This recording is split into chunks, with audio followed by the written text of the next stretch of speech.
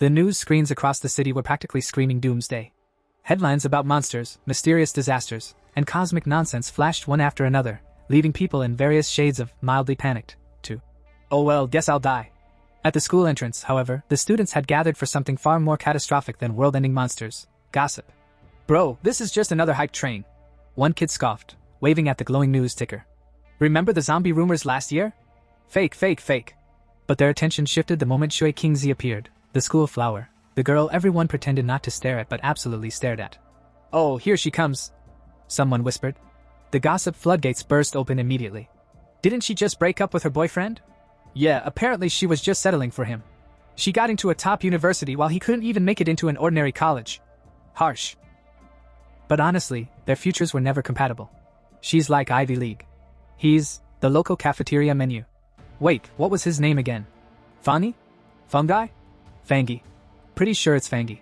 As if summoned by sheer gossip magic, Fangi appeared right in front of Shui Qingzi. The crowd leaned in, ready for free front row drama.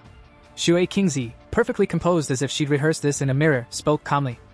"I've made up my mind. Our relationship isn't realistic anymore. High school love usually ends with that one realization, that we were never truly right for each other.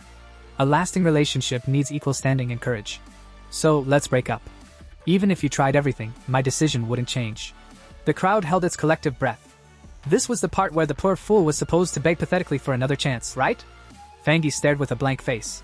Shui Qingzi thought, wow, is he so stunned he can't even talk? The peanut gallery whispered. He's frozen. Bro's about to cry. Poor dude's still dreaming above his league. Finally, Fangi opened his mouth. Alright. Just like that. No drama. No begging. Just a casual shrug of the soul. Shui Qingzi blinked. Wait, what? That's it. If there's nothing else, I'll leave. Fangi added, brushing it off like someone declining extra rice at lunch. He turned to go. Wait. Shui Qingzi called after him, confused and oddly offended by how unbothered he was. No matter what you think or do, I will never come back to you. Fangi glanced back, eyes calm, voice cool. Don't overestimate your importance. You're just the school flower. Boom. The crowd silently gasped. That wasn't just rejection, that was a headshot. Shui Qingzi stood frozen, speechless for the first time anyone could remember. Meanwhile, Fangi waved the whole conversation off like a bad sales pitch. I'm too busy for this. Goodbye. And just like that, he walked away. A few students muttered in disbelief. Wait, that's it? It's over? Breakup speedrun any %. Bro didn't even flinch. Coldest man alive. But while the crowd was reeling from the school's hottest drama, Fangi's mind was elsewhere. These people have no idea. Shui Qingzi, degrees, gossip, all meaningless. The world is about to collapse. I'm not the boy they once knew. I'm someone who has returned, from the future. Because last night, Fangi had seen it. Flashback, cosmic customer support. The night before, Fangi had been swallowed by strange visions. Shattered images spun around him as if reality itself had tripped over its own shoelaces. Then a countdown appeared before his eyes. 361 days until the revival of spiritual energy. And with it, monsters, chaos, and the complete bulldozing of society's rules. Degrees? Worthless. Reputation? A joke. Bank accounts? As useless as expired coupons. The message declared. A new era is coming. Power will be the only currency. The strong will rise as spiritual practitioners. The weak will be trampled. Naturally, Fangi did the reasonable thing. He panicked. Floating in a cosmic void, he shouted. Who's there? The void responded with blinding light and energy, blasting him like the world's rudest PowerPoint presentation. A glowing panel appeared. System activated, end of universe protocol online. Supreme algorithm engaged. Spiritual techniques will be generated from spiritual beings the user touches. Current techniques 0. Fangi stared at it, thinking, well, that's something. Then, without warning, a colossal beast with glowing red eyes lunged straight out of the interface. Lightning crackled, jaws wide open, chaos everywhere. Fangi's past life flashed before his eyes. He remembered being an ordinary, powerless human, running through collapsing streets as mutated beasts devoured everything. His homeland burned, his friends died, and in the end, he perished too, consumed by despair and hatred. But in that moment of death, his will to fight back had burned hotter than the flames around him.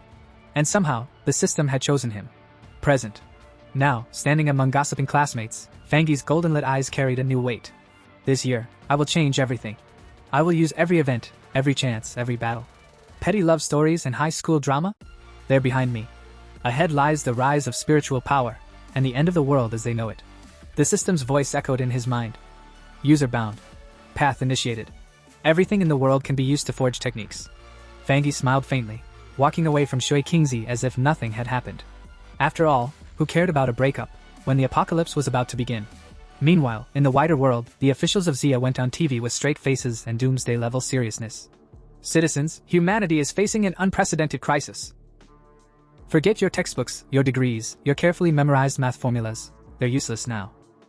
You must adapt to the unknown. Very reassuring. Truly confidence-inspiring.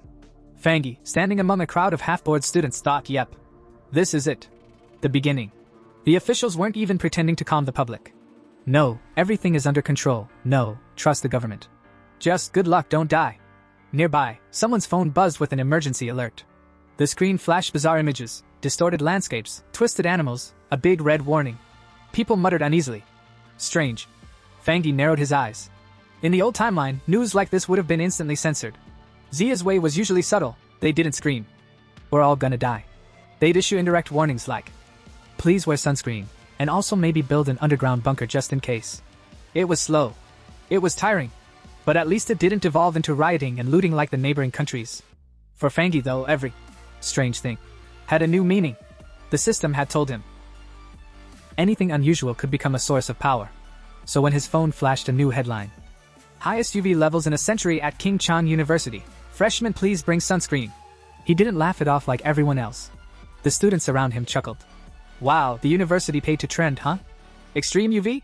Bro, my skin's already fried, nothing new. Fangi ignored them. He looked up at the sky. The clouds above didn't match the warning reports. Even stranger, his phone showed the UV index at 0. Yet King Chan University, just 15 minutes away, was supposedly cooking under lethal sunlight. He smiled. So it begins. Welcome to King Chan University, where the sun hates you. By the time Fangi arrived at the north gate, the casual sunscreen notice had turned into something biblical. The sun blazed unnaturally, scorching the ground. Students ran, shrieking as the heat became unbearable. But Fangi? Calm. Cool. Watching glowing motes of light float lazily in the burning air like fireflies from hell. He crouched and touched one. Zap zap. The light pulsed and exploded into him. Ag hey! The crowd gasped. Some shaded their eyes. Others whipped out their phones. Bro just went Super Saiyan. No dude, that's Ultra Instinct. Nah, that's gotta be DLC powers. Pay to win, I swear. Meanwhile, Fangi screamed as solar energy tore through his veins. His skin burned, his vision exploded into golden light, and for a moment, he genuinely thought he was about to die. Then, the system chimed in like a smug video game announcer. Solar attribute template activated. Congratulations. Golden sun breathing technique acquired. Light erupted from his body. His hair turned white, his eyes blazed gold, and lightning danced around him. The bystanders? Absolutely losing their minds. He looks like a god. Or a glowing rotisserie chicken, can't tell. Meanwhile, the freshmen welcome. At the university's registration area, the mood couldn't have been more different. Shui Kingzi arrived, instantly stealing the spotlight as multiple boys tripped over themselves to offer help. Need help with your luggage? Join my club, we have air conditioning. Free flyers. Take one, it's limited edition. Shui Kingzi rejected them all with a polite but firm. Thanks, but no need. She stood beside her new classmates, unimpressed. These boys are hopeless. Completely love-struck. Then the explosion of light hit. Boom! The ground trembled, the sky lit up, and every student turned to see the north gate glowing like the sun had decided to attend orientation. The loudspeakers crackled. Attention! Please stay away from the north gate due to, an incident. Shui Kingzi's eyes narrowed. Something strange is happening again. At the north gate.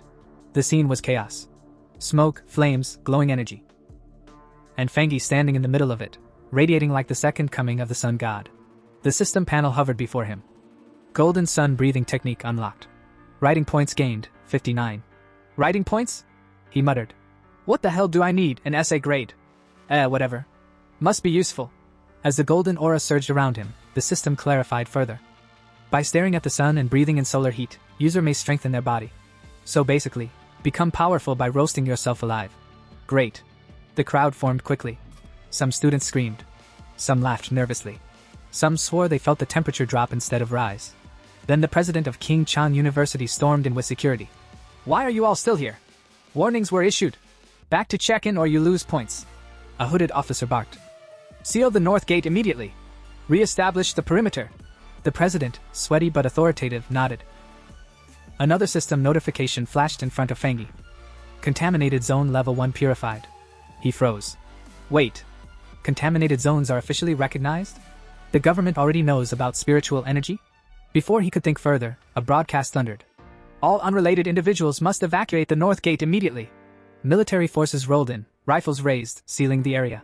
The crowd buzzed with fear and confusion. Are those soldiers? What's going on?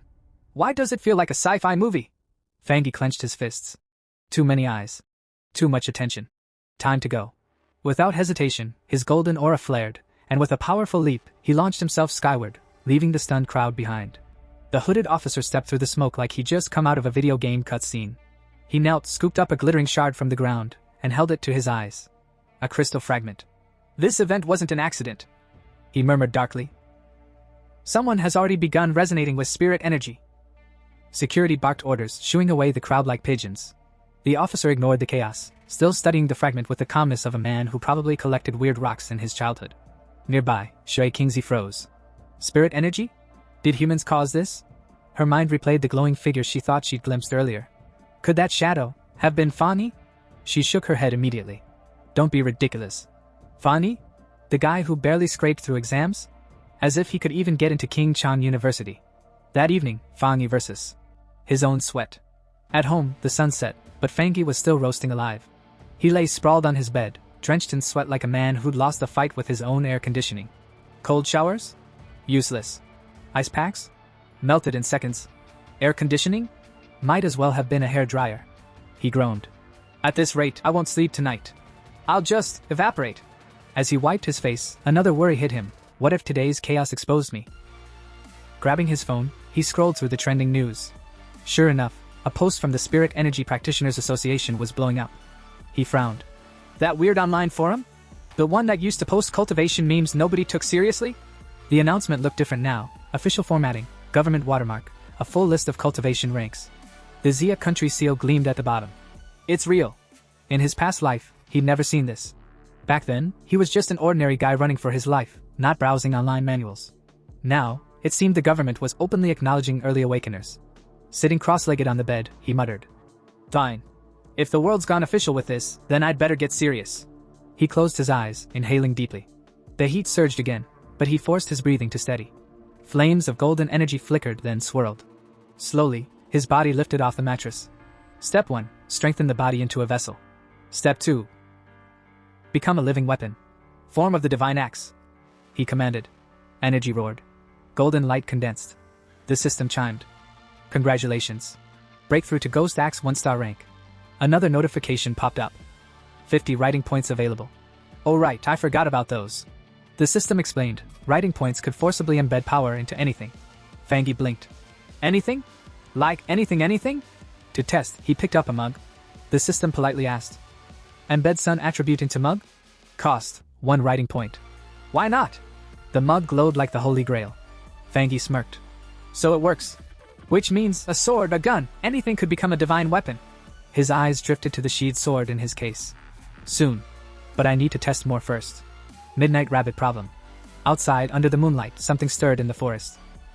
A mutated beast crept closer, glowing red eyes glinting in the dark. Black feathers bristled along its body as it crouched low. Yes. A rabbit.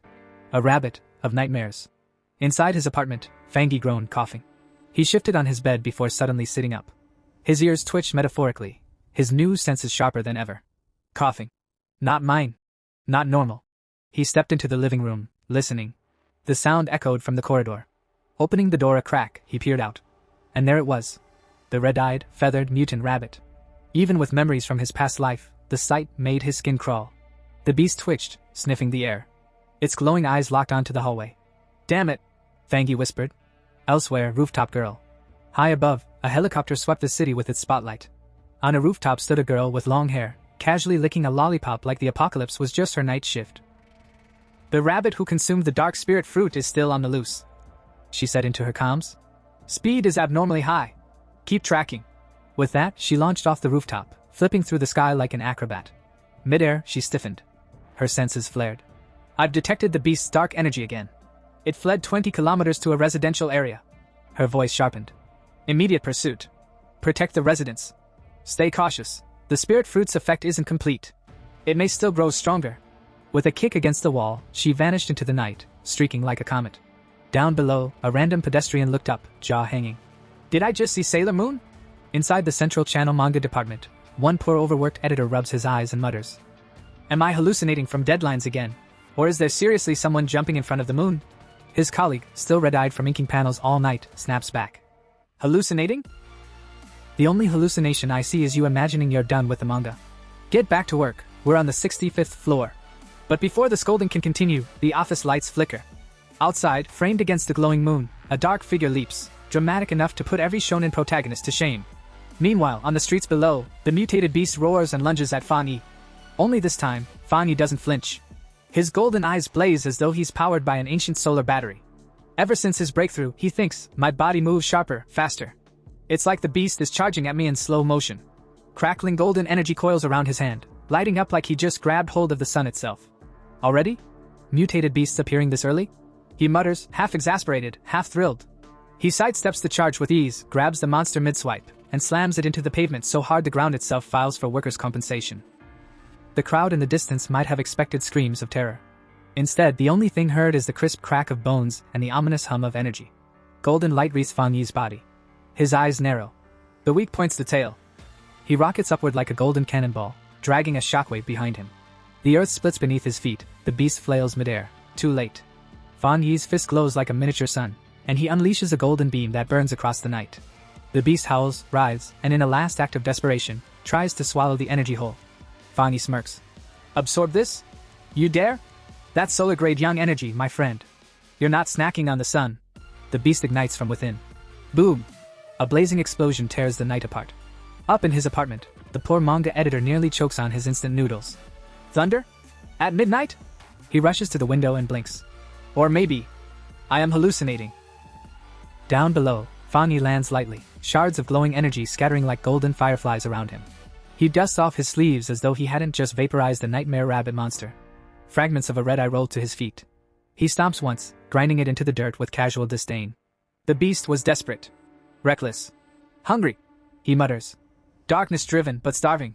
If I hadn't awakened, I'd be dinner right now. His golden aura fades, and with it comes resolve. I need more spiritual techniques. Surviving what's ahead won't be possible with just this. Elsewhere, under the moonlight, a girl descends like a fallen star.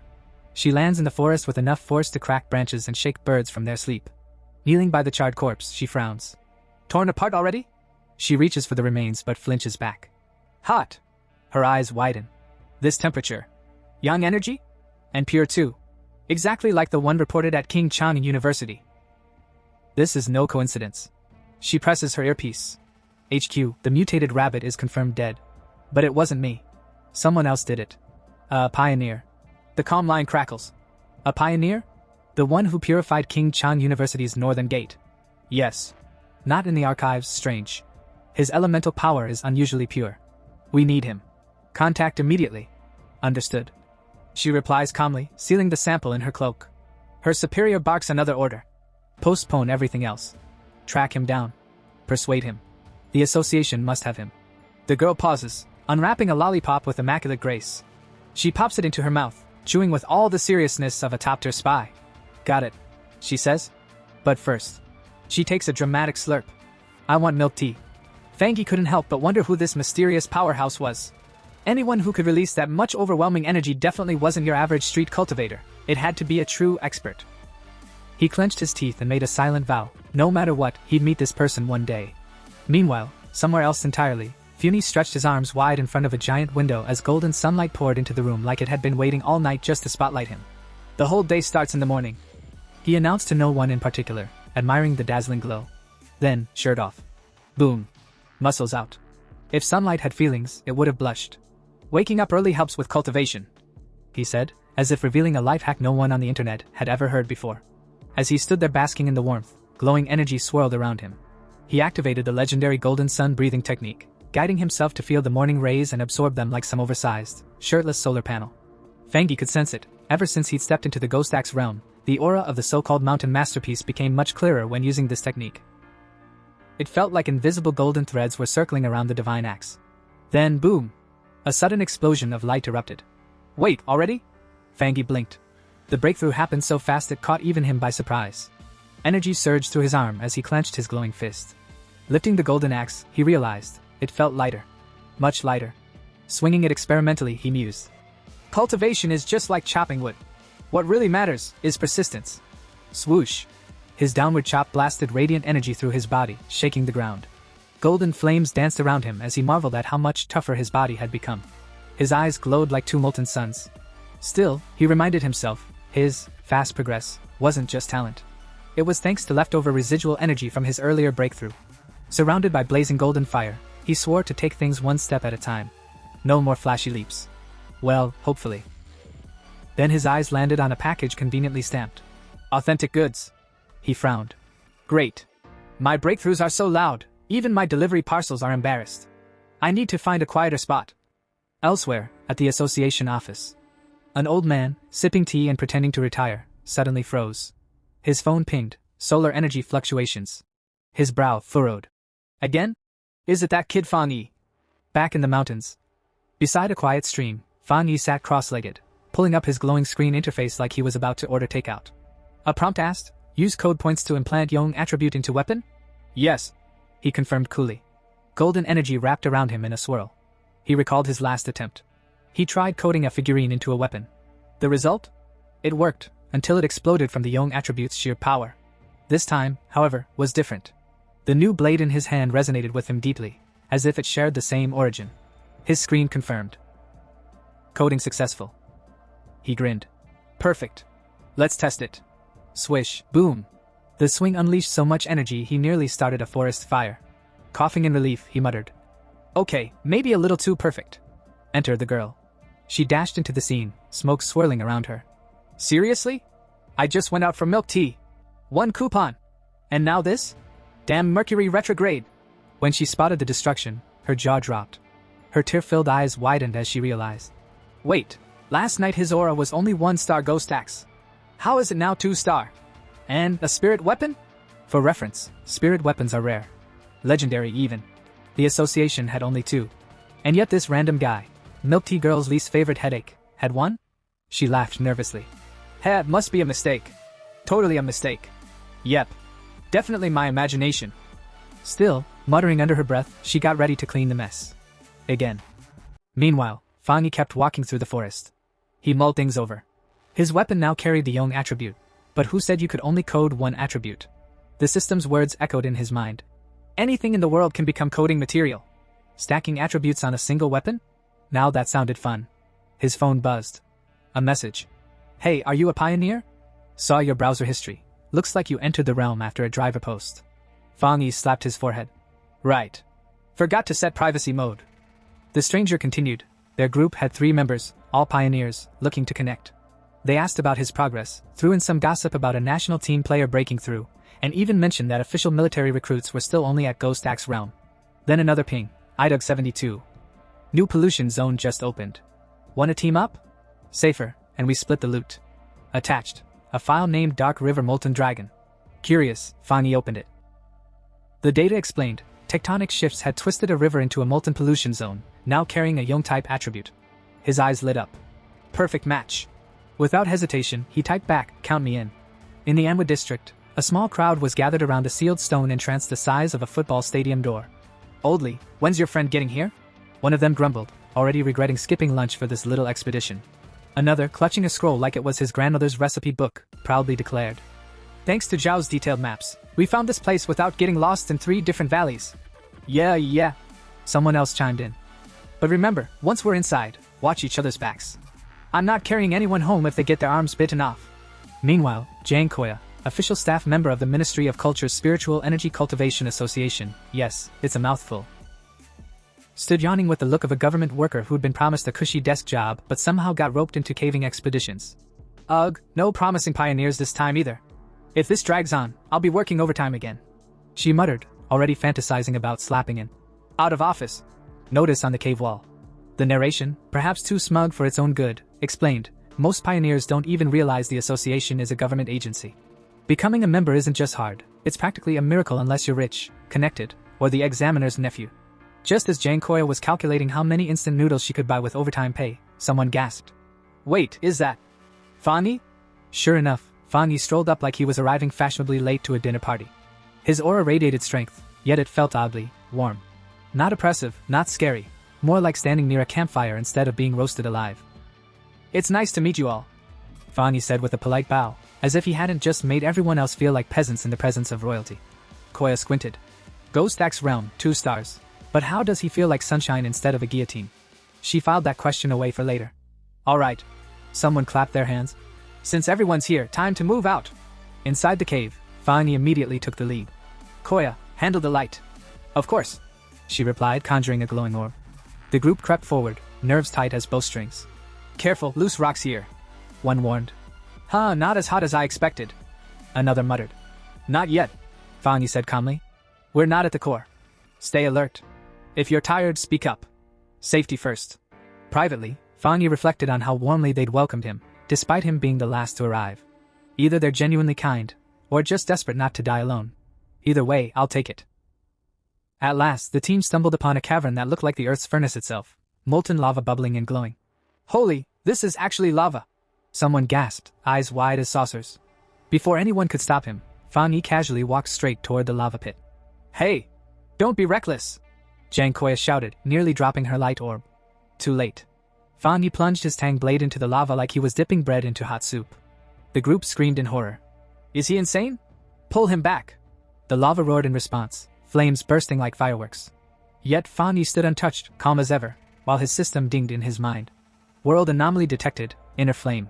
Analyzing. Conclusion, extremely high temperature, explosive properties. Also, don't try this at home. The system then began reciting technique descriptions like a shopping channel. Crimson Flame Blade Technique. Each swing unleashes blazing flames and lightning. Only 99 spirit points, but wait, there's more. Fang Yi, without hesitation, embedded the inner flame into his weapon. Fire danced around the blade, turning it into a molten masterpiece. He rose safely from the pit, while the others stared like villagers witnessing magic for the first time. "His weapon's absorbing the energy. He's fine? Not even a scratch." Fang Yi stood confidently, blade blazing. "This perfectly complements my tang blade," he murmured, as though narrating his own hero's journey. Inspired, one teammate declared, "I'm gonna absorb energy too." "Me too," another shouted. "With a little training, I'll finally step onto the cultivation path." Jang Koya softened, smiling at their enthusiasm. "Don't worry, I'll keep watch. Just focus on training." "Thank you," they all chorused, bowing like school kids. But her smile faded when her sharp eyes caught movement at the cave entrance. "Trouble incoming," she warned. A group of aggressive newcomers swaggered in. Their red-haired leader sneered. Well, look at the small fries. This is our turf now. Get lost before I roast you." Jang Koya glanced back at her teammates, still sitting cross-legged in cultivation bliss, completely oblivious. She quickly sized up the newcomers, 3 Ghost Axe 1 stars. Too strong to risk fighting head-on. She forced a polite smile. "We found the spot first. My friends have already started absorbing energy. If you're willing to cultivate peacefully, we can share." The red-haired brute laughed in her face. "Share? With you weaklings? Don't make me laugh. Move or bleed." Her hand tightened around her staff as she reminded herself of the brutal law of this new era. Survival of the fittest. The weak get trampled. But as a representative of the Xia Countries Association, she clenched her jaw. Like it or not, I can't let this slide. Just when the situation looked grim, Fang Yi stepped forward with the kind of confidence that could only come from either a lifetime of training or binge-watching too many martial arts dramas. Standing tall, he pointed his sword at the red-haired thug and accused. "So this is all you can do? Bully a girl?" The man blinked like someone who had just been accused of stealing snacks in public. "What?" he shouted, utterly scandalized. Before the poor guy could recover from his dramatic "What?" Fang Yi unsheathed his flaming blade. With a single swing, he released a fiery shockwave so powerful it yeeted half the enemy squad back like paper dolls. Dust swirled, rocks trembled, and somewhere, a background narrator probably whispered, "Wha?" The red-haired leader's jaw dropped. "Fall back! Fall back!" he screamed, but it was already too late. Fang Yi's flaming slash detonated like a firework festival gone rogue, tossing enemies into the air like discount fireworks. One of Fang Yi's teammates, still recovering from the energy shockwave, muttered, What the hell just happened?" Cool as ever, Fang Yi reflected. This world fell to ruin because cultivators worship strength alone, the strong preying on the weak. And honestly, you can't lecture these types into being good people. You just have to remind them with a flaming sword. So he slashed again. Boom. Another explosion. The enemy leader's expression shifted from slightly annoyed to facing a literal kaiju. What kind of monster is this guy? The group scattered in sheer terror, leaving behind only the smell of scorched pride. Fangi's teammates ran up, wide-eyed and fangirling harder than the nearby village girls. Bro, that was insane! Did you see the explosion? So cool! Fangi just smiled modestly. They crossed the line. But enough flexing, we've got the energy we came for. Time to bounce. As the squad prepared to exit the spirit zone, they whispered about how destructive his attack could have been if it had actually landed full force. Meanwhile, Zhang Xiaoya, watching quietly, clenched her fist. Her inner thoughts screamed. This guy isn't normal. He's a top-tier pioneer with elite talent. I need to report this. Cut to Spirit Energy Cultivation Association HQ. A woman at the office nearly spat her tea when she read the report. Another high-tier pioneer? Zhang Xiaoya froze on the other end of the call. Another? What do you mean another? She stammered nervously, while secretly pressing Save File on her recording. Smooth. She later gushed to her teacher. 2 high-tier pioneers in 1 week. Isn't that wild? The old man groaned like someone who just got homework dumped on him at age 50. Luck? Please. Anyone with a high-tier attribute is about to become a big deal. And honestly, I'm too old for this nonsense. Somebody fire me already. Meanwhile, Fangi strolled into town wearing a hoodie and carrying his sword like it was no big deal. Girls passing by whispered, OMG, he looks like a main character. Cue Fangi's inner monologue. I'm not cool. I'm just cosplaying. Then came the breaking news alert on his phone. Glowing skies in the east, purple aura, even a dragon sighting. Cultivation cliches leaking into reality. Fangi sighed. So my inner flame is stronger than I thought. Guess it's time for more golden sun breathing. 5 minutes later, at the back mountain, Su Mantang, aka by King, aka the one who clearly skipped leg day for sprint training, sensed the energy surge and panicked. Wait, someone's breaking through to the 3-star Ghost AXE realm? Who even does that? She raced to the scene only to see Fangi in full anime protagonist mode, cross-legged, glowing eyes, golden flames, lightning crackling everywhere. Above him, energy condensed into the shape of a divine axe. Su Mantang nearly fainted. Is this guy for real? I nearly died vomiting blood last time I tried. And he's glowing like a walking thunder god. The divine axe pulsed with overwhelming energy. Fangi, calm as a monk on vacation, just sat there controlling it with precision that most cultivators would kill for. His aura screamed. Heaven's chosen one. Su Mantang's jaw on floor. Her inner monologue. He's not just a genius, he's a monster. A really handsome monster, but still a monster. Suddenly, boom. Fangi rose into the air, golden lightning erupting everywhere, breaking through to the 2nd star of the Ghost Axe realm. Su Mantang braced herself in the storm, hair whipping like a shampoo commercial gone wrong. 30 seconds and I already can't get close. This guy's ridiculous. She spotted the axe stopping by a giant glowing tree, realizing it hadn't fully awakened yet. But before she could collect herself, Fangi reappeared behind her like a ninja. Calmly, he said, keep my identity a secret for now. Su Mantang blinked, then fumbled for her badge like it was an Uno reverse card. I'm Su Mantang, official Spirit Energy Association scout. Look, ID proof. Fangi raised a brow. Su Mantang, wait, that name sounds familiar. Flashback to his past life. Oh right. Didn't she fail her mission and humanity got wiped out? Yeah, that was awkward. Out loud, he just nodded politely. Su Mantang beamed. See? You can trust me. Fangi. Sure. I'll think about it.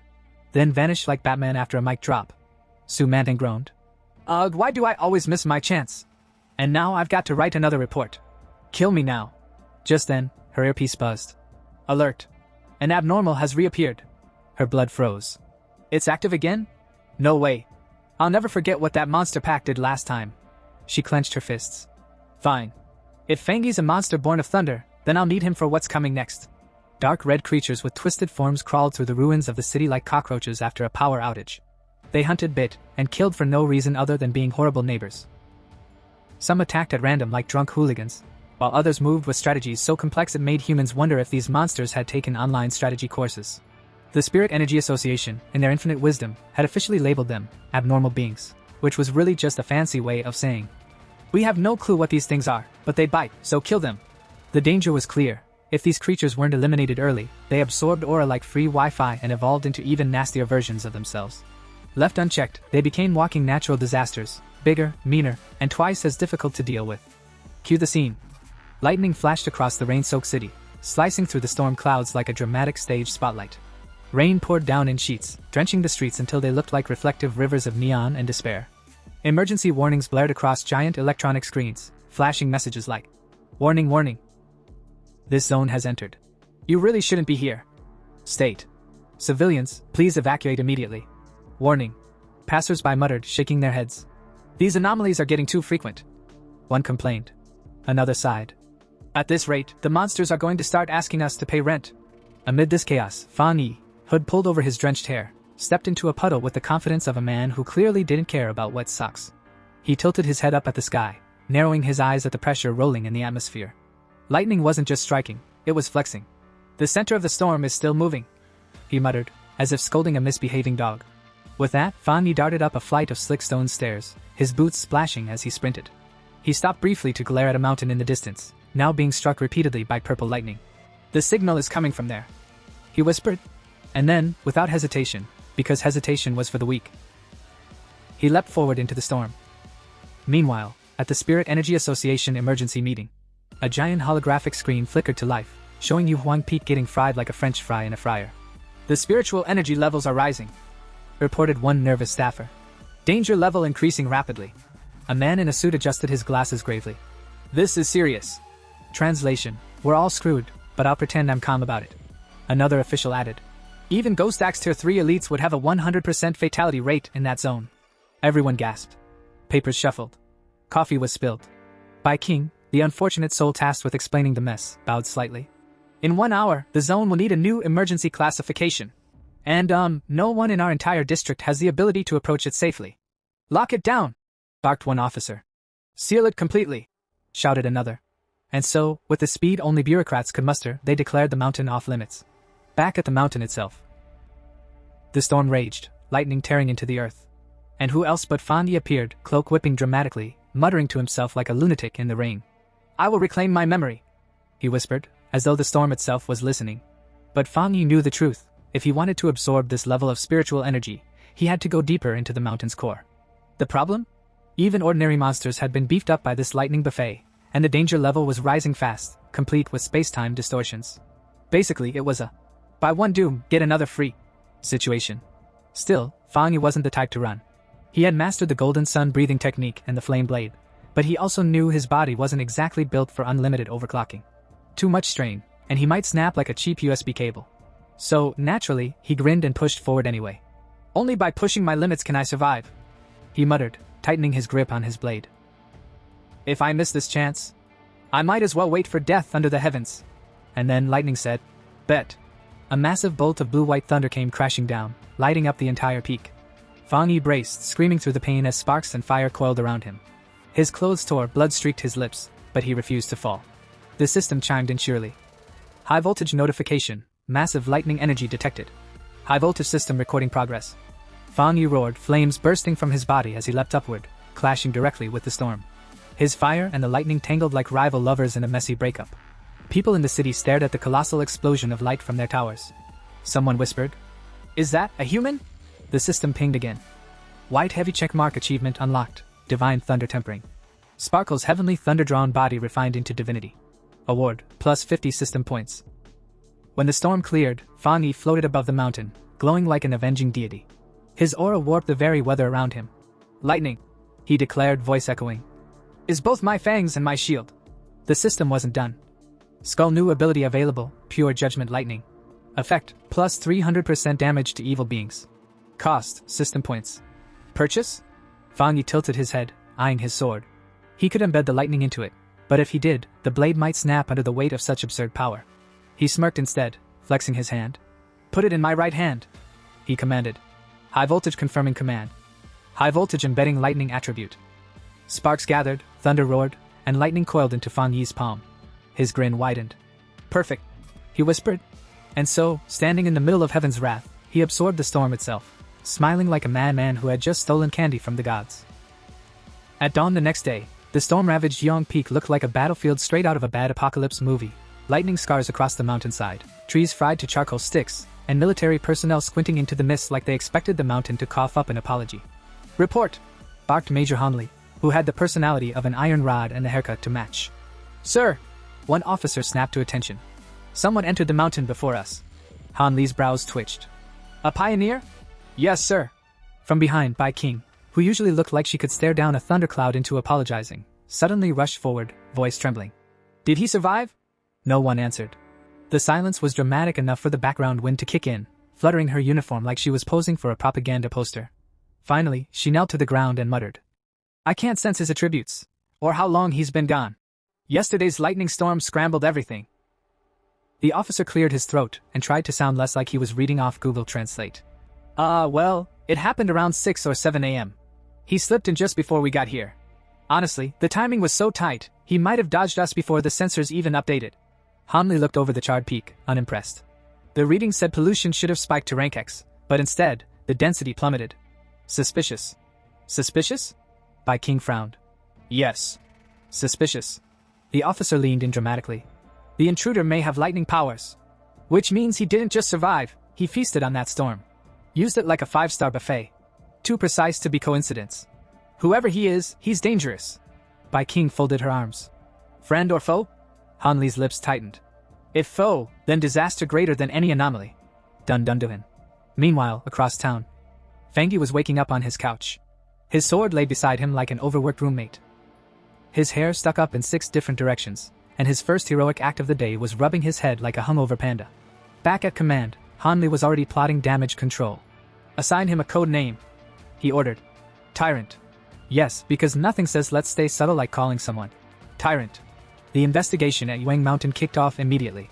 The military kept it hush-hush, spreading fake reports of natural disasters. On the Rain-Soak Summit, the Spiritual Practitioners Association arrived. Their leader, who looked like he practiced stern frowning in the mirror every morning, told Hanli. We've already dispatched a top pioneer to make contact. Then he turned dramatically to Su Qing. Brief him.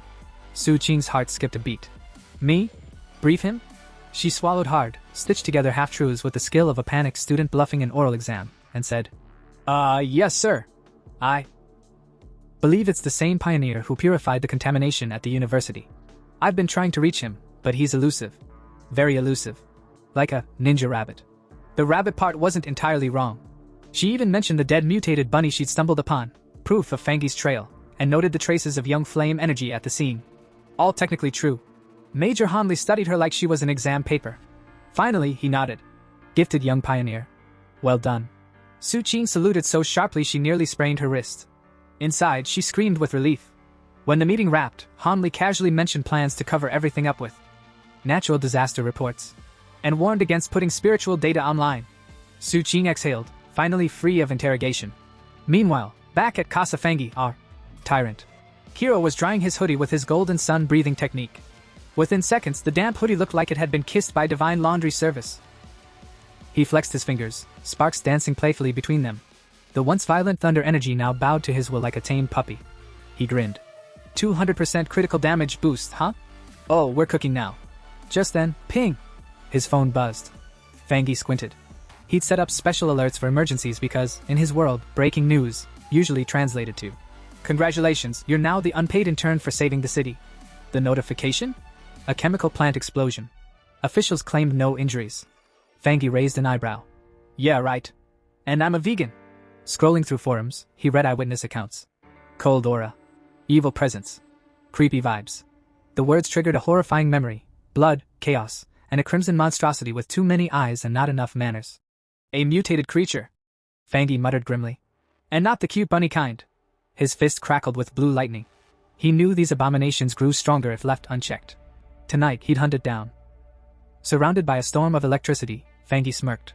Time to test my 200% critical damage boost. That same rainy night, the streets were empty and slick, reflecting the storm like a broken mirror. Blurred figures darted across rooftops, an elite squad cloaked in black, moving like shadows given legs. They were the Destroyer Squad, specialists in hunting things that went bump in the night, then tore people in half for dessert. Their current headache? A creature codenamed Candle Knight. One operative reported grimly. Target sighted earlier, but it slipped away. Not surprising. Candle Knight had the uncanny ability to melt into the dark. And unlike moody teenagers, it actually thrived there. Worse, it gave off a low, sinister sizzling sound, like bacon frying, except the bacon was human. High above the city, lightning split the sky as the squad regrouped on a rooftop. Their leader, silver hair, battle-scarred face, eyes that screamed. I haven't slept since the Cold War. Knew the storm tilted the odds in the monster's favor. Still, with grim determination, he growled. We stop it. Tonight. At Central Command, an operator filed the report. Priority level, red. Time frame, 12 hours. The extermination order was sealed and transmitted with all the urgency of an overworked bureaucrat slamming. Reply all. The squad got their orders. Hunt it. Kill it. But don't die like amateurs. Red dots glowed ominously on their digital map, marking multiple threats across the nation. 12 hours wasn't ideal, but hey, national resources were stretched thin. Candle Knight would have to settle for being killed on a budget. But then came the snag. A warning buzzed across their comms. The area was currently under the jurisdiction of the Spiritual Energy Cultivation Association. A profile photo popped up, Su King, local prodigy and, according to every gossip forum, the one who outworks caffeine. The squad leader sighed, pinched the bridge of his nose, and requested her assistance. Her reputation was flawless, her attitude less so. Elsewhere, Su King raised an eyebrow. Since when am I this famous? Did my fan club pay for ad space? Minutes later, under pounding rain, Su and her cloak team arrived. Perching above like dramatic gargoyles, she smirked. So, you're the ones dragging me out for overtime? The silver-haired captain, who hadn't smiled since the invention of umbrellas, responded bluntly. Candle Knight is a man-eater. This isn't a casual favor. One of Su's teammates immediately bristled. Wow, who gave Mr. Personality the megaphone? Su pivoted with a mock bow. Well, if you're so capable, you clearly don't need me. She turned to leave, cloak swirling dramatically for emphasis. Her squad trailed after her, muttering. Does she always roast people this hard? One asked.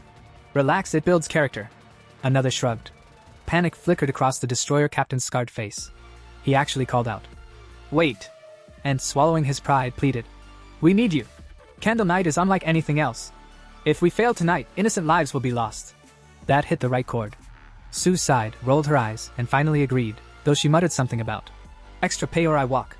Just then, one squad member stiffened. Contact. The city seemed to inhale as a portal ripped open above. Shadows coiled like smoke. Then came the eyes, red, burning, unblinking. File number 7, Candle Knight. Likes darkness, dampness, chewing on pedestrians.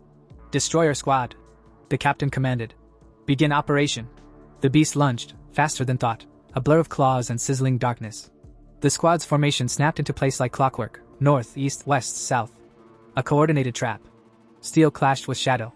One operative struck true, drawing a shriek that rattled teeth. But Candle Knight responded with a swipe so brutal it carved a car in half. Red eyes blazing, it spun into a vortex of dark energy, screaming in fury. Dodge! Soundwave incoming! Su barked. Too late. The spiraling shockwave erupted, flinging fighters across rooftops like soggy ragdolls. Masonry cracked, sparks burst, and one soldier groaned. I think it dislocated my dignity. Their captain, bleeding from the arm, staggered upright. If I hadn't dodged, my bones would be dust. He spat blood and added. If it remains in the city, catastrophe is inevitable.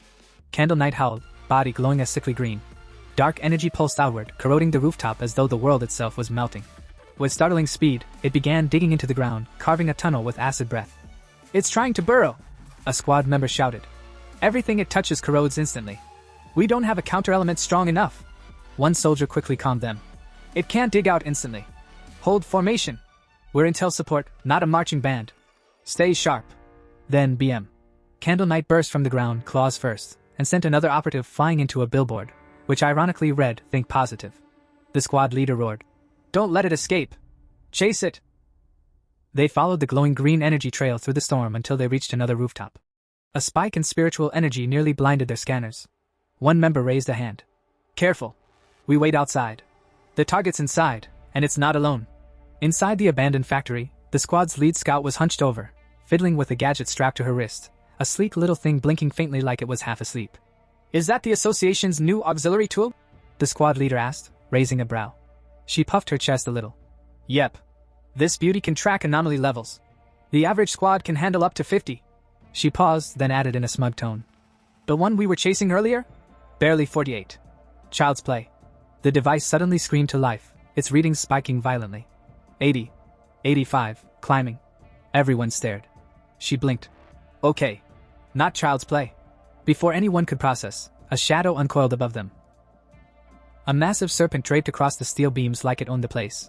And if that wasn't bad enough, a loud crash thundered from behind. Great. Someone muttered. 2 for 1 special. Bai King clenched her jaw. We've been tricked. Candle Knight lured us here, and now the serpents joined the party. The leader barked an order. We're retreating. Straight to the door. If it wants to stop us, it'll have to show itself. Together, they blasted the rusted factory doors with spiritual firepower, forcing them open. They bolted. Almost made it. Almost. Something lashed out of the mist and slammed biking to the ground. Poison gas hissed through the air, seeping into her lungs. Her limbs weakened, her senses dulled. She gasped, clawing at her communicator. Guys! Silence. Only the eerie echo of the factory. Alone, choking in the haze, she pieced it together. Candle Knight is the bait. The serpent's the butcher. One lures, one harvests. The serpent's monstrous face emerged from the toxic fog. Unlike Candle Knight's creepy theatrics, this mist wasn't just for show. It was poison, pure and simple. Paralysis, energy drain, suffocation, the whole deadly package. Her body gave in. She collapsed. A faint shaft of light cut through the ceiling above, but she couldn't even lift a finger. Then, boom! A figure crashed down from above, landing with enough force to crack the concrete. Fangi. Calm, confident, and looking like someone who just jumped into a fight he'd been waiting for all day. The serpent lunged at him with jaws wide, but Fangi dodged effortlessly. And just as he steadied himself, wham! Candle Knight dove from above. Two anomalies, coordinated like hunting partners. Fangi growled but smirked. So that's the game. One lures, the other devours. Cute. Candle Knight, you bite a little too much. You must really enjoy it. Thunder crackled around him, his sword igniting with blazing lightning. With a sweeping strike, he scorched the serpent's body, flames tearing into its scales. The serpent reeled, screeching in agony, but its wounds closed almost instantly. Fangi wasn't surprised. Of course you regenerate. Figures. Then he unleashed his trump card, channeling his flame and thunder into one devastating blow. Fire seared, lightning purified. The serpent's body writhed, screaming until it finally collapsed into ash. Triple crit thunder finish. Fangi muttered, admiring his own handiwork. Not bad. Pretty sure I'm climbing the pioneer rankings. Just as he was basking in his victory, poison from a stray serpent's scale burned into his shoulder. His vision blurred. The serpent's last laugh. Gritting his teeth, he reminded himself, flame dissolves poison. Golden sun breathing heals. Thunder purifies. My body screams because it knows the danger, but at least I'm alive. Others wouldn't be so lucky.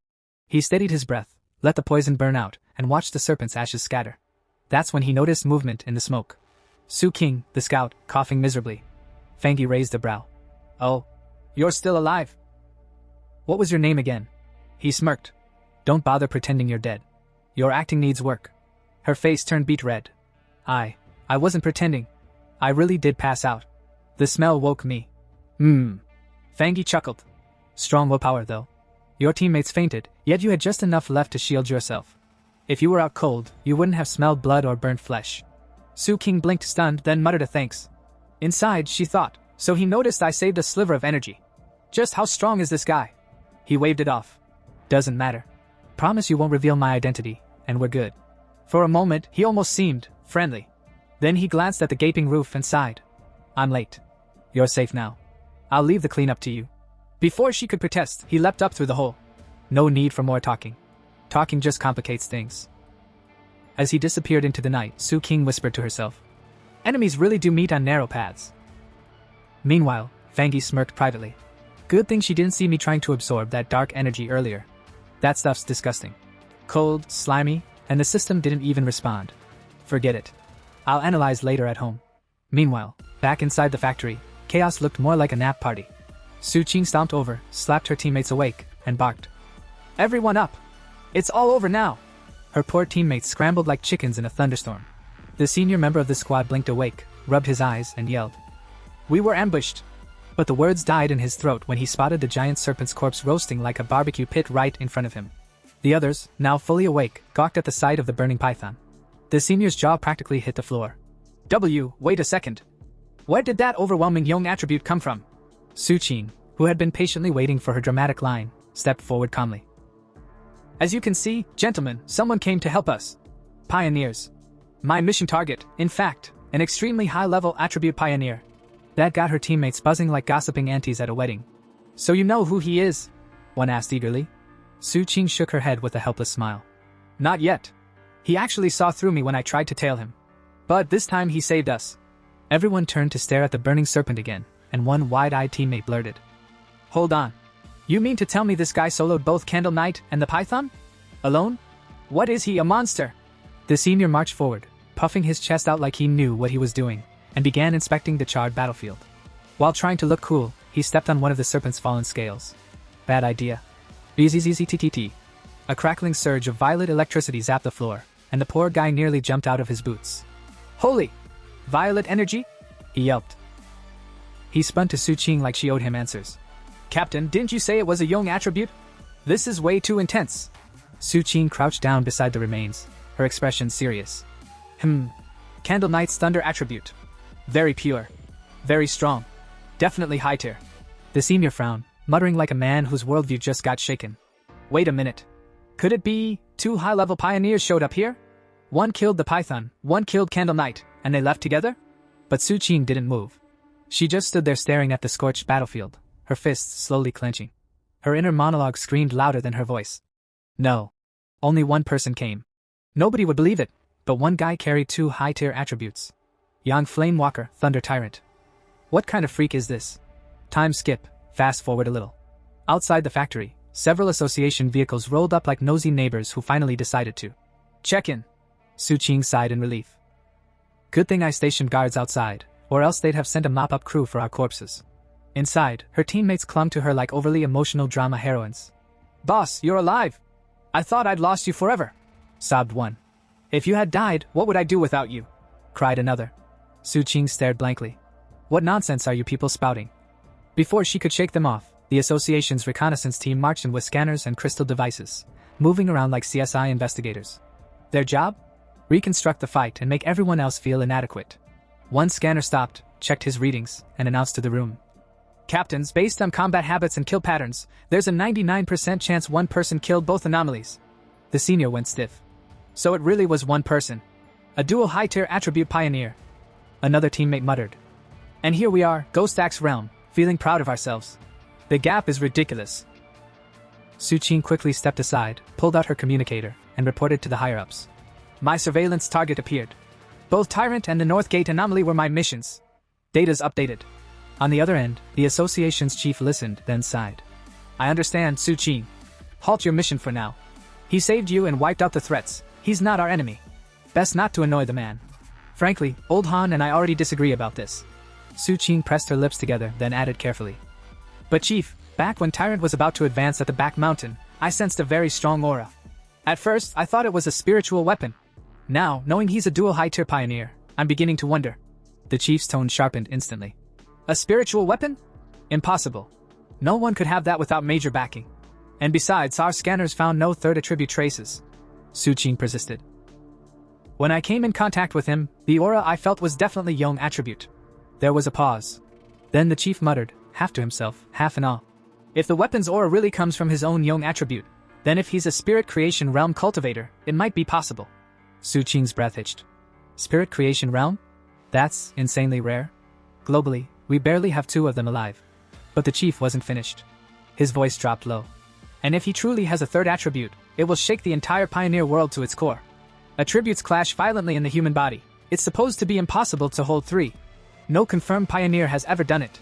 Then, after a long silence, he added grimly. If he does have a spiritual weapon, the fact we couldn't detect a third attribute might actually be a blessing. Let's just hope this freak of nature never decides to turn against humanity. The story now shifts to our MC who had just stepped out of the shower, steam still curling around him like he was about to star in some dramatic shampoo commercial.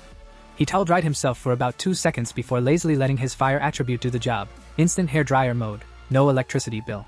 As he brushed the droplets from his shoulders, his mind wandered. Less than a year until the official spiritual energy revival, yet anomalies are already popping up like mushrooms after the rain. And not the tasty kind. The dangerous, explode-in-your-face kind. He muttered to himself as he got dressed, thoughts spinning faster than a washing machine on overdrive. Recently, pioneers everywhere had started cultivating solo. Crack open the interface between body and spiritual world, and suddenly you were sensitive to heaven and earth changes, like some kind of human antenna. He thought back to the people at the underground river, wild pioneers just like him. Most of us are already at 1-star ghost penetration realm, even without Zia country's official stamp of approval. Now that they're reaching out to the wild crowd, it means things are still peaceful-ish. Mutual exploration. No one stabbing each other yet. Still buttoning up his shirt, he frowned. But even if the government's association exists, it hasn't gone public yet. Rumors are everywhere. Instability, weird phenomena. It's obvious they're trying to protect people while also quietly yelling, guys, trouble's coming.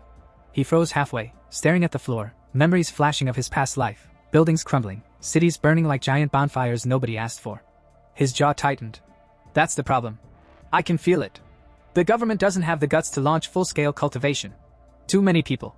Once the truth gets out, order collapses faster than a bad Jenga tower. Panic, unrest, chaos. Even official pioneers won't stop it. Internal and external threats will crush everything. In that sense, their slow and careful approach isn't wrong. After all, human hearts? Way scarier than ghosts or gods. He sighed, but then his brow furrowed deeper. Still, anomalies are growing faster than I expected. As if on cue, a system notification blinked in front of him. Detected attribute reading, dark, subattribute, shadow. His eyes narrowed. The memory of black mist surged back, the contamination, the hunger inside it. Shadow attribute, the natural enemy of pioneers. These things weren't just brainless exotic beasts. No, they were clever. Too clever. They hunted pioneers specifically, bodies rich in spiritual nutrition. They even worked together sometimes, laying traps like seasoned assassins. And that was just a subattribute. The true dark types? He'd seen them before, the ones capable of wiping out entire nations. One of them alone was enough to ruin a continent's day. Even today. If I hadn't interfered, that squad and those recruiters would have been toast. Shadow is already that sinister. If that's just a branch. He let out a low laugh that wasn't entirely amused. Full dark attributes are going to be hell. Another notification blinked. Status, temporarily unabsorbable. RMC tilted his head. Temporarily, huh? So one day, I might actually absorb it. Maybe even flip it to our advantage. That could be the key. He mentally reviewed his arsenal like a gamer checking his skill tree. Golden Sun breathing, Yang attribute, check. Divine Thunder tempering, Thunder attribute, check. Crimson Flame blade technique, Yang subattribute, Inner Flame, check. Not just high-tier attributes, but perfectly matched techniques. At his current realm, 3-star Ghost Axe, and yeah, there weren't many pioneers out there who could seriously challenge him. He exhaled. But it's still not enough. Dramatic moment. Heavy thoughts. Then his phone rang. The ringtone? Not epic or ominous. Just the standard ding-ding tone that ruined the whole mood. He glanced at the caller ID and groaned. Auntie? Why is she calling all of a sudden? He picked up. Hello, how have you been? Auntie's cheerful voice flowed through the line. Listen, your cousin is coming to study near your place. I don't feel comfortable letting her stay in a hotel. Can she stay at your place for a few days? RMC blinked. Cousin? Right. The study-obsessed straight-A machine. What was her name again? Honestly, I don't even remember what she looks like. Out loud, he said casually. Just have her come over. Spare room's empty. When is she coming? He asked. No need to pick her up. I'll give her your address and she'll come on her own. Auntie replied. Then she chuckled warmly. She'll even bring you some cookies and snacks when she arrives. Should be there tomorrow afternoon. Sorry for the sudden trouble. RMC snorted. Auntie, what trouble? It's fine. A soft chuckle escaped him. I've got things to do, so I'll hang up now. Call ended. Silence fell again, his heavy thoughts still simmering under the mundane request. The universe was tossing anomalies at him one moment and family sleepovers the next. Truly, the balance of life. Meanwhile, at the aunt's house, a girl sat glued to her computer screen, eyes sparkling as she scrolled through one questionable article after another. Harnessing spiritual energy in just 10 steps. Beast challenges in public parks. Totally legal, not really. Death Town, top 5 places to definitely not visit. She was in deep. Like PhD level deep. Right then, her mom, the MC's aunt, pushed open the door. Did you finish packing? She asked, arms crossed in classic mom stance. The girl sighed dramatically. Yeah, everything's packed. But I really don't want to stay with cousin brother. The hotel was fine for me. No. Her mom's tone had the finality of a Supreme Court verdict. It's much safer staying with your cousin than being alone in a hotel. I trust him more than any random staff member. And don't cause trouble there. Help around the house, understood? Ugh, fine. I get it. The girl shoved her mom playfully out the door, shutting it before another lecture could load. Leaning against it, she muttered. One hurdle at a time. Whatever cousin's like, he can't be harder to handle than an anomaly. The next day, phone in hand, she followed the GPS voice like it was divine guidance. You've arrived at your destination. The robotic map announced. She looked up. In front of her stood a big, hotel-style building. This should be the place. She muttered more to herself than the building. Just then, the door opened. Out stepped our hero. The girl straightened and said, Hello? So your name is Linny? He said, pretending recognition. In his mind, I totally couldn't recognize her at all. He led her inside, playing the polite host. So, you came here for the summer camp? Yes. She replied with just enough sincerity to sell it. If you need anything, just call me. Thank you, cousin. He handed her a spare key.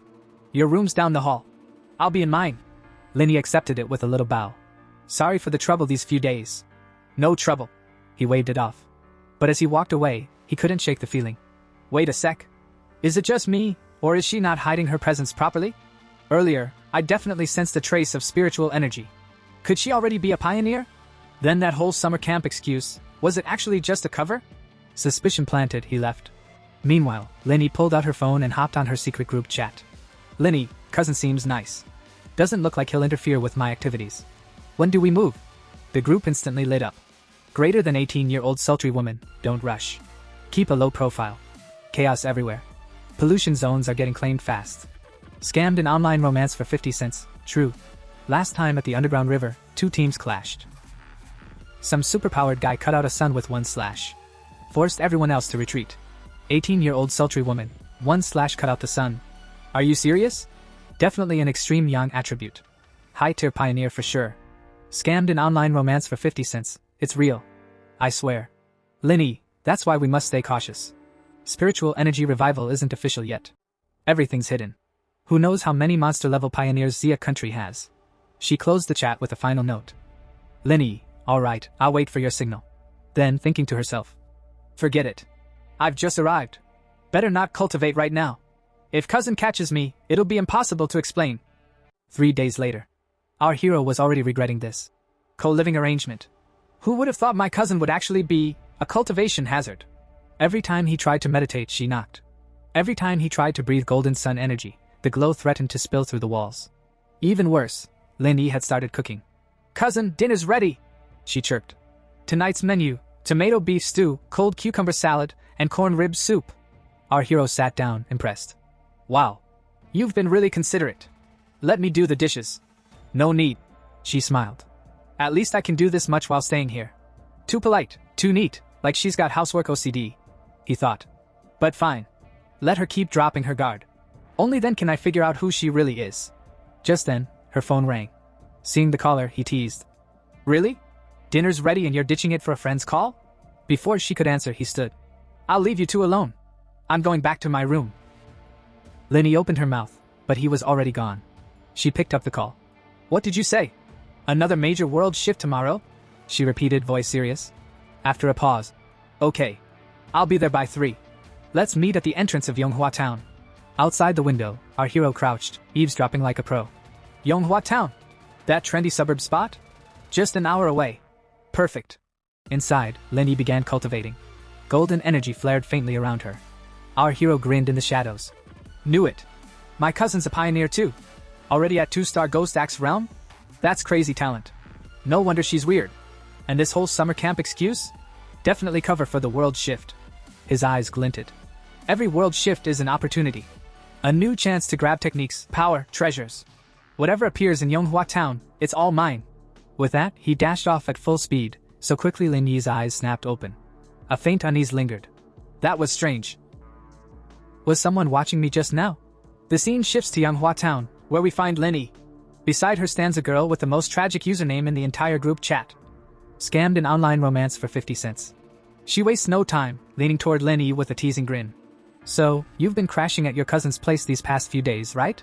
Tell me honestly, hot or not? Lenny, thinking of our mysterious protagonist, replies with all the seriousness of a witness giving testimony. Honestly, he's a good guy. Looks wise. Well, he's nothing extraordinary. Definitely not the kind of impressive man you'd swoon over. More like a pretty boy. Hearing this, scammed in online romance for 50 cents looks crushed. Well, that's a letdown. She mutters, as if she just discovered her favorite K-drama star was secretly bald. Before Lenny can say more, another group member strides over. A self-proclaimed 18-year-old sultry woman, the kind who probably adds sultry to her username unironically. She smirks and says, Don't forget, Lenny once described herself as just an ordinary girl too. More members shuffle in, including a boy sitting a bit farther away who suddenly shouts like a bored dungeon master. Alright, since everyone's finally here, let's get down to the main issue. Lenny interrupts, raising her hand like a schoolgirl in class. Wait. She's not coming again? The boy shakes his head, expression flat. Still only 6 of us. She's not coming. Sultry woman shrugs, already used to the absentee member's mystery. She's always been like this. Let's just move on. And so, the little band of pioneers heads off toward their destination, completely unaware that our true hero is lurking at a distance, watching quietly like a ninja stalker with better hair. As he observes, his spiritual sense picks up their energy. My cousin's team is pretty low-key. Weakest one's at 2-star Ghost Axe realm, that guy over there's at 3-star. And apparently they've got some powerful member who barely ever shows up. His gaze then shifts upward, to the mountain above Manhwa town, where something truly bizarre is happening.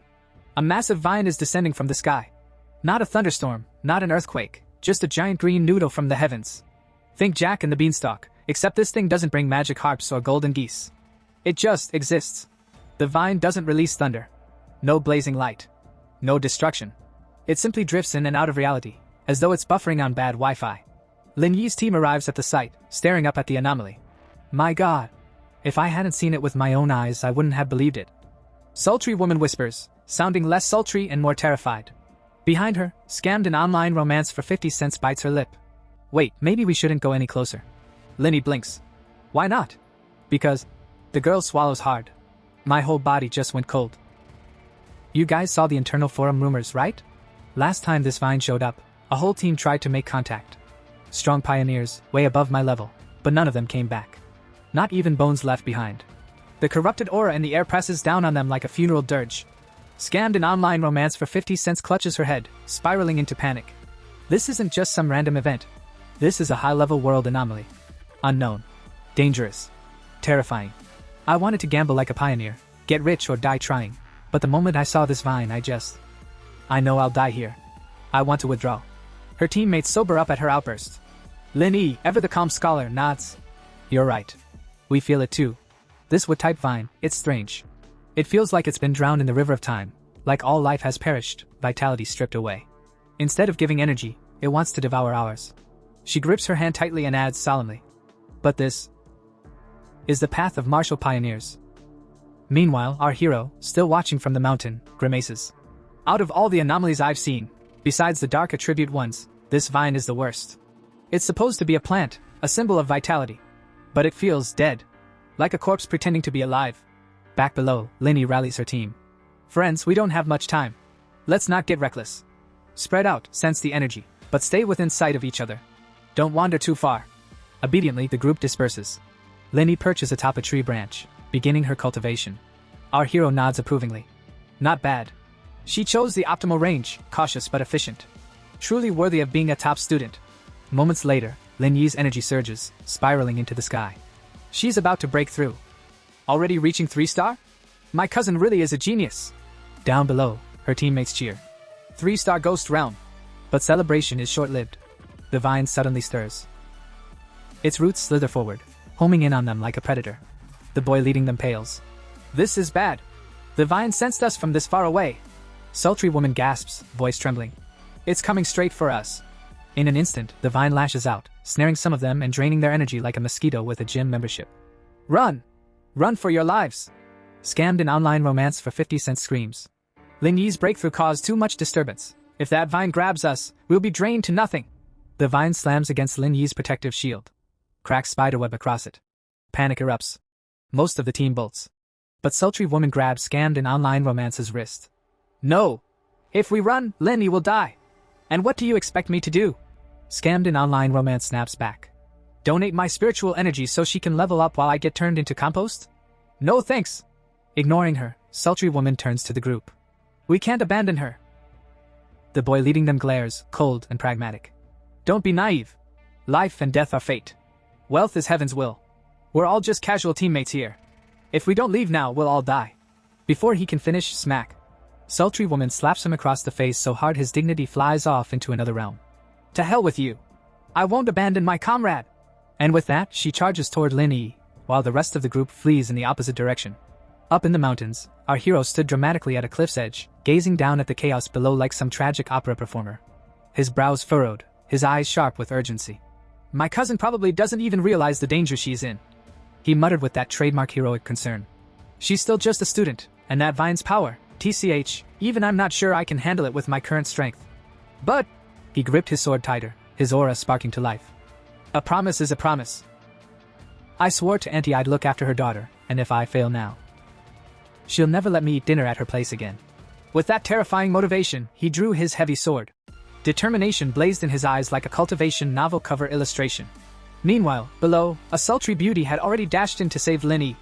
With elegance that could make even a demon blush, she hacked her way through the vine, until, of course, the vine got annoyed and wrapped her up too, At the same time, Lin Yi's little shield shattered like cheap glassware, leaving her exposed. And just as the vine was about to serve Cousin Yi as a leafy snack, whoosh! Our hero dropped in from above, sword infused with blazing yang energy, and struck. His strike burned the vine instantly, the flames of his yang power so fierce that the vine shrieked like a cat in bathwater, retreating at once. The two teammates who had been halfway through their cowardly escape froze mid-run. Their jaws dropped. Wait, it's retreating? Holy, look at that glow. Is he another pioneer? Indeed, the hero's yang energy lit up the cavern like a heavenly disco ball. His aura was so overwhelming that one of the fleeing boys started having an existential crisis right there. He thought bitterly, I'm considered a prodigy. 3-star Ghost Axe realm in record time. Barely anyone in the country compares. Even Lin Yi isn't that far ahead of me. But this guy crushed me. Crushed us all. What even are we compared to him? Stars trying to shine under a blazing sun? More like glow sticks under a supernova. Meanwhile, the sultry woman shaded her eyes against the brilliance. That's pure yang attribute, she whispered in awe. Only something that high-tier could suppress a desolate vine. Of course it's him. And then, ding! A crisp system notification popped up in front of the hero. Detected extreme wood attribute. Initiating auto-writing. Processing complete. Before he could even sigh about how convenient the system was, wood energy surged into his body, filling him with vitality. A huge grin stretched across his face. Incredible! This wood attribute technique, it's basically a perpetual battery. As long as there's life nearby, I'll never run out of juice. Auntie, you can forget about me ever needing chicken soup again. The system wasn't done though. Another message flashed. Currently extracting secondary attribute, desolation. Warning, drains all surrounding life force. The hero's smile twitched. Then a powerful green aura burst from his body, pulsing with vitality and menace. No wonder this vine grew here, he mused grimly. If it had sprouted in a village, it would have drained miles of land dry. Tyrannical. Terrifying. And now it's mine. As he admired his new loot, the sultry woman stumbled toward him, her eyes wide, her voice trembling with gratitude. Thank you so much for saving us, big brother. If not for you, we would have surely died. How can we ever repay you?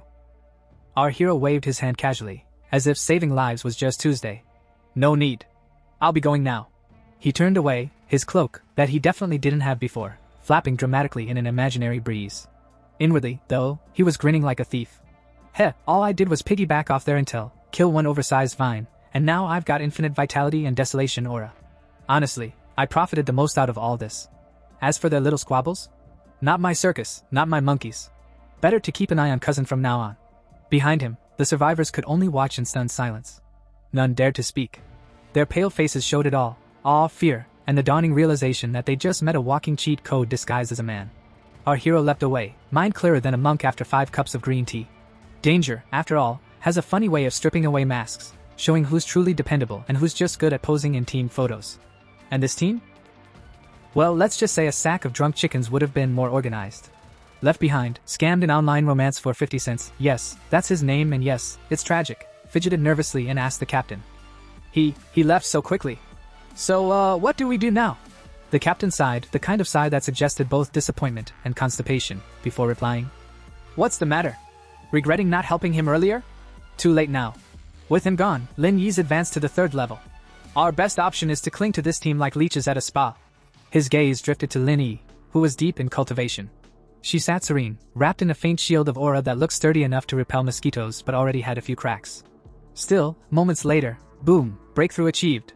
Energy surged around her like she just downed 3 cans of Red Bull. The 18-year-old sultry teammate practically launched herself forward, squealing. Lin Yi! You finally woke up! The captain gave her a glance, then leaned toward nervous 50 cents, whispering like a conspirator in a cheap drama. Now it depends on her. If she's rational, she won't burn bridges with us. But forget that for now. Focus on that mysterious man. He's the real problem. Lin Yi blinked, groggy from her cultivation nap, and stared at the scene. Why are 2 of our teammates dead? And also, why do these vines look like they auditioned for a horror movie? Before anyone could answer, a wave of scorching yang energy blasted from behind. Even at a distance, it felt like someone had turned the spiritual thermostat to oven. The captain stepped up, looking all serious, and said, Allow me to explain. And explain he did. Later, Lin Yi walked home, brain buzzing with the captain's words. A mysterious powerhouse had appeared, flat in danger, and left without so much as a business card. Supposedly, even the feral vine that had been terrorizing them now floated in the sky like a chastened balloon, refusing to come back down. The vine scared like a chicken, the captain had said with reverence. And that man was a monster. Shaken, Lindy reached her apartment. She opened the door and found, surprise, surprise, our hero waiting with a smile as casual as if he'd just come back from buying dumplings. "You're back," he said warmly. But spotting her pale face, he asked, "You okay? You look like you just binge-watched a tragedy marathon." Lindy quickly fibbed. "Just tired from studying." The hero nodded. "Good effort. Should we order takeout?" She agreed and scurried to her room, closing the door like she was hiding state secrets. Collapsing on her bed, she muttered, "Breakthroughs are exhausting.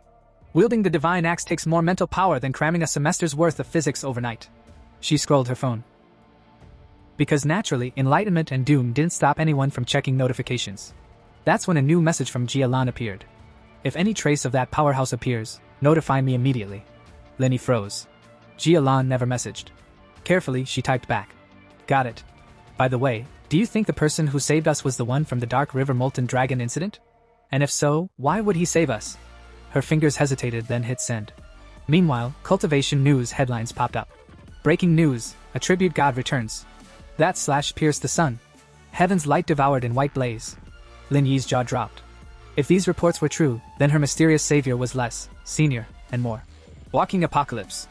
Meanwhile, outside, our hero had already hopped onto his trusty bicycle, yes, a cultivator's weapon of choice apparently, and pedaled off, scheming. Lin Yi's guard should be down now. She won't suspect me watching her. Next step, the desolation attribute. He mused as he rode, narrowly dodging pedestrians. The desolation attribute was plant-like yet sinister, corrosive even, basically the bad boy of attributes. Jamming it straight into his body might turn him into spiritual Swiss cheese, especially since it clashed with the thunder attribute. No, the best way is through something like that ghost vine.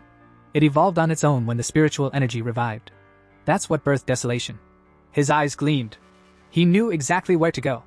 With a grin, he shifted gears and sped through the streets like a delivery rider on a mission. Destination, the city's forest park. He strolled into the park grinning like a man about to pull off a magic trick. Leaning close, he whispered to himself, "Time to pick a plant that vibes with my spiritual energy. Come on, lucky green soulmate, show yourself."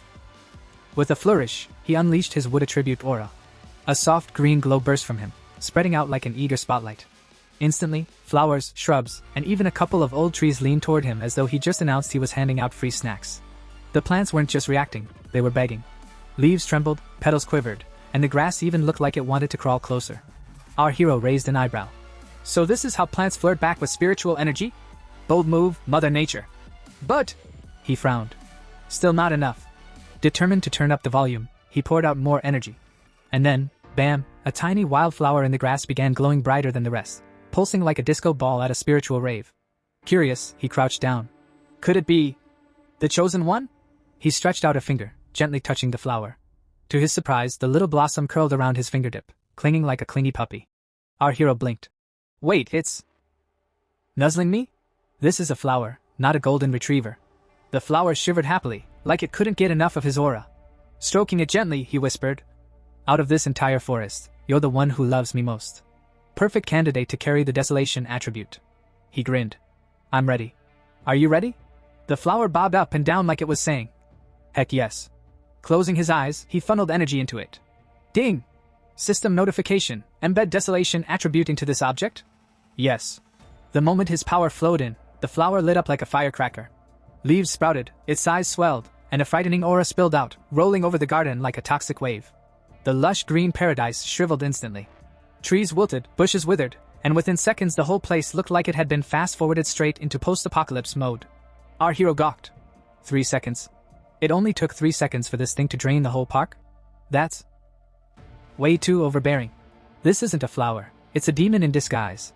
Panicking, he lunged forward to yank the thing out of the soil. But just as quickly, he froze. Wait, if I keep this up, the Spirit Energy Association will be on me faster than loan sharks on payday. This is the city center. Of course it's crawling with surveillance. Still, he ripped it out anyway. Yet even rootless, the flower refused to chill. It kept absorbing energy from everything around like a toddler with an endless juice box. He stared in disbelief. Even without soil, it's still eating? Can it survive like this? But now its greed was oddly tender, like gentle sipping instead of crazed slurping. He smiled faintly, stroking its leaves. Unbelievable. Just a wildflower before, but now, after embedding an attribute, it's evolving. Like I've unlocked its Pokemon evolution stage. Then, flash! Blinding light flooded the area, and a siren wailed. Warning, warning, abnormal value exceeded. Warning. Our hero's grin froze. Crap. He clenched his jaw. They noticed. Time to run before I end up as Exhibit A in some research lab. Without another thought, he bolted out of the park at full speed, clutching the overpowered flower like a man making off with stolen treasure. Meanwhile, alarms blared across the city. Inside the Reiki Plant Research Department, chaos erupted. Scientists spilled their coffee, slapped on their wristbands, and scrambled into protective suits. Abnormal values skyrocketing! One technician shouted. What the heck happened out there? The head researcher slammed the desk, voice booming. Seal the park immediately! Nobody enters. Nobody leaves! Within minutes, a whole squad in white hazmat suits was charging toward the scene. The moment they arrived, one of the researchers checked his instrument, and his face turned the color of spoiled tofu. This is terrifying, he stammered. Earlier at King Cheng's North Gate, the readings had spiked at 810. When they encountered the Dark River Molten Dragon, it had barely hit 25. But here... Exactly! Another member cut in, his voice shaking. Once spiritual energy concentration hits 10, the military usually storms in with tanks and heavy artillery. And this park? It never even came close to 10 before today. Every member clutched a device that looked like a love child of a Geiger counter and a selfie stick. One of them jabbed a probe into the soil and muttered, bewildered. Strange. Humidity, normal. Ground moisture, normal. Sunlight, also normal. Radiation levels? Nothing unusual. But these plants. He bent down, staring at the shriveled grass. It's like their life force was vacuumed out in seconds. The group exchanged uneasy glances. Someone whispered the question that was sitting in everyone's throat. What kind of attribute could do this? Before anyone could answer, a man sprinted over like he'd just seen his ex with someone richer. His face was pale as death. Don't move forward. Don't touch it. This is the desolation attribute. The word detonated like a grenade. Faces blanched. Knees wobbled. One poor intern nearly fainted. Desolation attribute? Someone croaked. What's that supposed to mean? The team's old professor, beard flowing like he'd stepped straight out of a cultivation painting, cleared his throat dramatically. You've all heard the legends of the sky-hanging vines, haven't you? Every pair of eyes froze. Someone muttered in horror. You don't mean the demonic vine? The one that was classified as an A-level mutation? The professor nodded grimly. Yes. Because of its extreme danger, it was given A-rank status. Countless explorers entered its domain, only to vanish without leaving behind so much as a tooth. Its true terror lies in this attribute, desolation. It drains the life from everything around it. That is the nightmare we face. The word sank in like a bucket of ice water. One trembling rookie turned to the professor. Teacher, if I'd taken one more step earlier, would I already be, fertilizer? The old man's gaze hardened. Yes. Once a plant awakens the desolation attribute, it creates a death domain. Anyone inside will have their life force completely sucked dry. I've read the records. In Kong City's ancient tree zone, one decay tree corrupted the entire forest into a forbidden wasteland. Any creature that entered was instantly pierced through, drained, and spat out like yesterday's tea leaves. The group fell into grim silence. Even the wind seemed to hush in respect. But then, a hand clapped down on the professor's shoulder. He spun around, and nearly tripped on his own beard. Major Han! The man in question, dressed in military garb so crisp it could slice bread, stepped forward with ice in his eyes. All researchers, put on protective suits. Follow us into the contaminated zone. Soldiers rushed in, handing out masks and hazard suits like it was Black Friday at the Apocalypse Mall. They combed the forest, scanning every corner. No trace of the desolation source here, one soldier shouted. Could it be moving? Another muttered nervously. Weren't we told only the vine could? Before panic could spiral, another voice cried out. The desolation aura is decreasing. It's already dropped to 25. Meanwhile, at the forest's heart, Major Han and Su Qinging weren't wearing protective gear at all. Cool as cucumbers in a freezer, they knelt, pressing their palms to the soil. Their spiritual energy spread underground like a radar sweep. It led them to a single spot, then abruptly stopped. Both froze. Su Qinging's voice quivered. That place, that's where. Enough. Han cut her off, his tone grave. Someone dug it out. The researchers gasped. Someone whispered. Dig it out? Impossible. No one survives touching a desolation plant. Han's eyes narrowed. He whipped out a device, the screen glowing ominously. Big data analysis confirms this. The same person has appeared at both previous anomaly sites. The screen lit up with an image. A familiar face. Su Qinging stiffened. Her heart skipped. It was him. Han's voice dropped low. This man may be the pioneer you encountered before. His identity must be confirmed. Su Qinging stared at the image for a long, quiet moment, then murmured firmly. Good. That's how it should be. 2 hours later, our hero, blissfully ignorant of the military hunt, sat at home humming while potting a flower. The same flower. He stroked its leaves like a proud parent. My first time raising a flower, huh? Can't just let you sit in a plastic bag. Here's your own little pot. A proper home. The plant sat quietly, now branded with the terrifying desolation attribute. The hero chuckled. You're my most reliable helper now. And with that plain face of yours, nobody will ever suspect you're secretly the grim reaper of greenery. His expression turned sharp. In real battles, raw strength is one thing. But hidden trump cards? That's where you win. Ding! His phone buzzed. Caller ID, Old Wang. He blinked. Old Wang? That brat from next door? The one who joined the army 3 years ago and vanished? Memories surfaced. Desks shared since childhood, dumb pranks, fights over snacks. He grinned and picked up. So you finally remembered me, huh? On the other end, Old Wang's cheerful voice boomed. Meet me at the old place. Got a big secret for you. Don't faint when you hear it. Click. Call ended. The hero stared at his phone, scratching his head. What's that guy plotting now? Cut to Old Wang, very much not plotting pranks, standing stiffly at attention in front of Su Qinging and several officers. He reported crisply. Mission complete. He took the bait. But if he's not the target, can you guarantee his safety? He's my friend. The officer beside Su Qinging didn't even blink. Your mission is all that matters. If he's not the one, then treat it like a friendly reunion.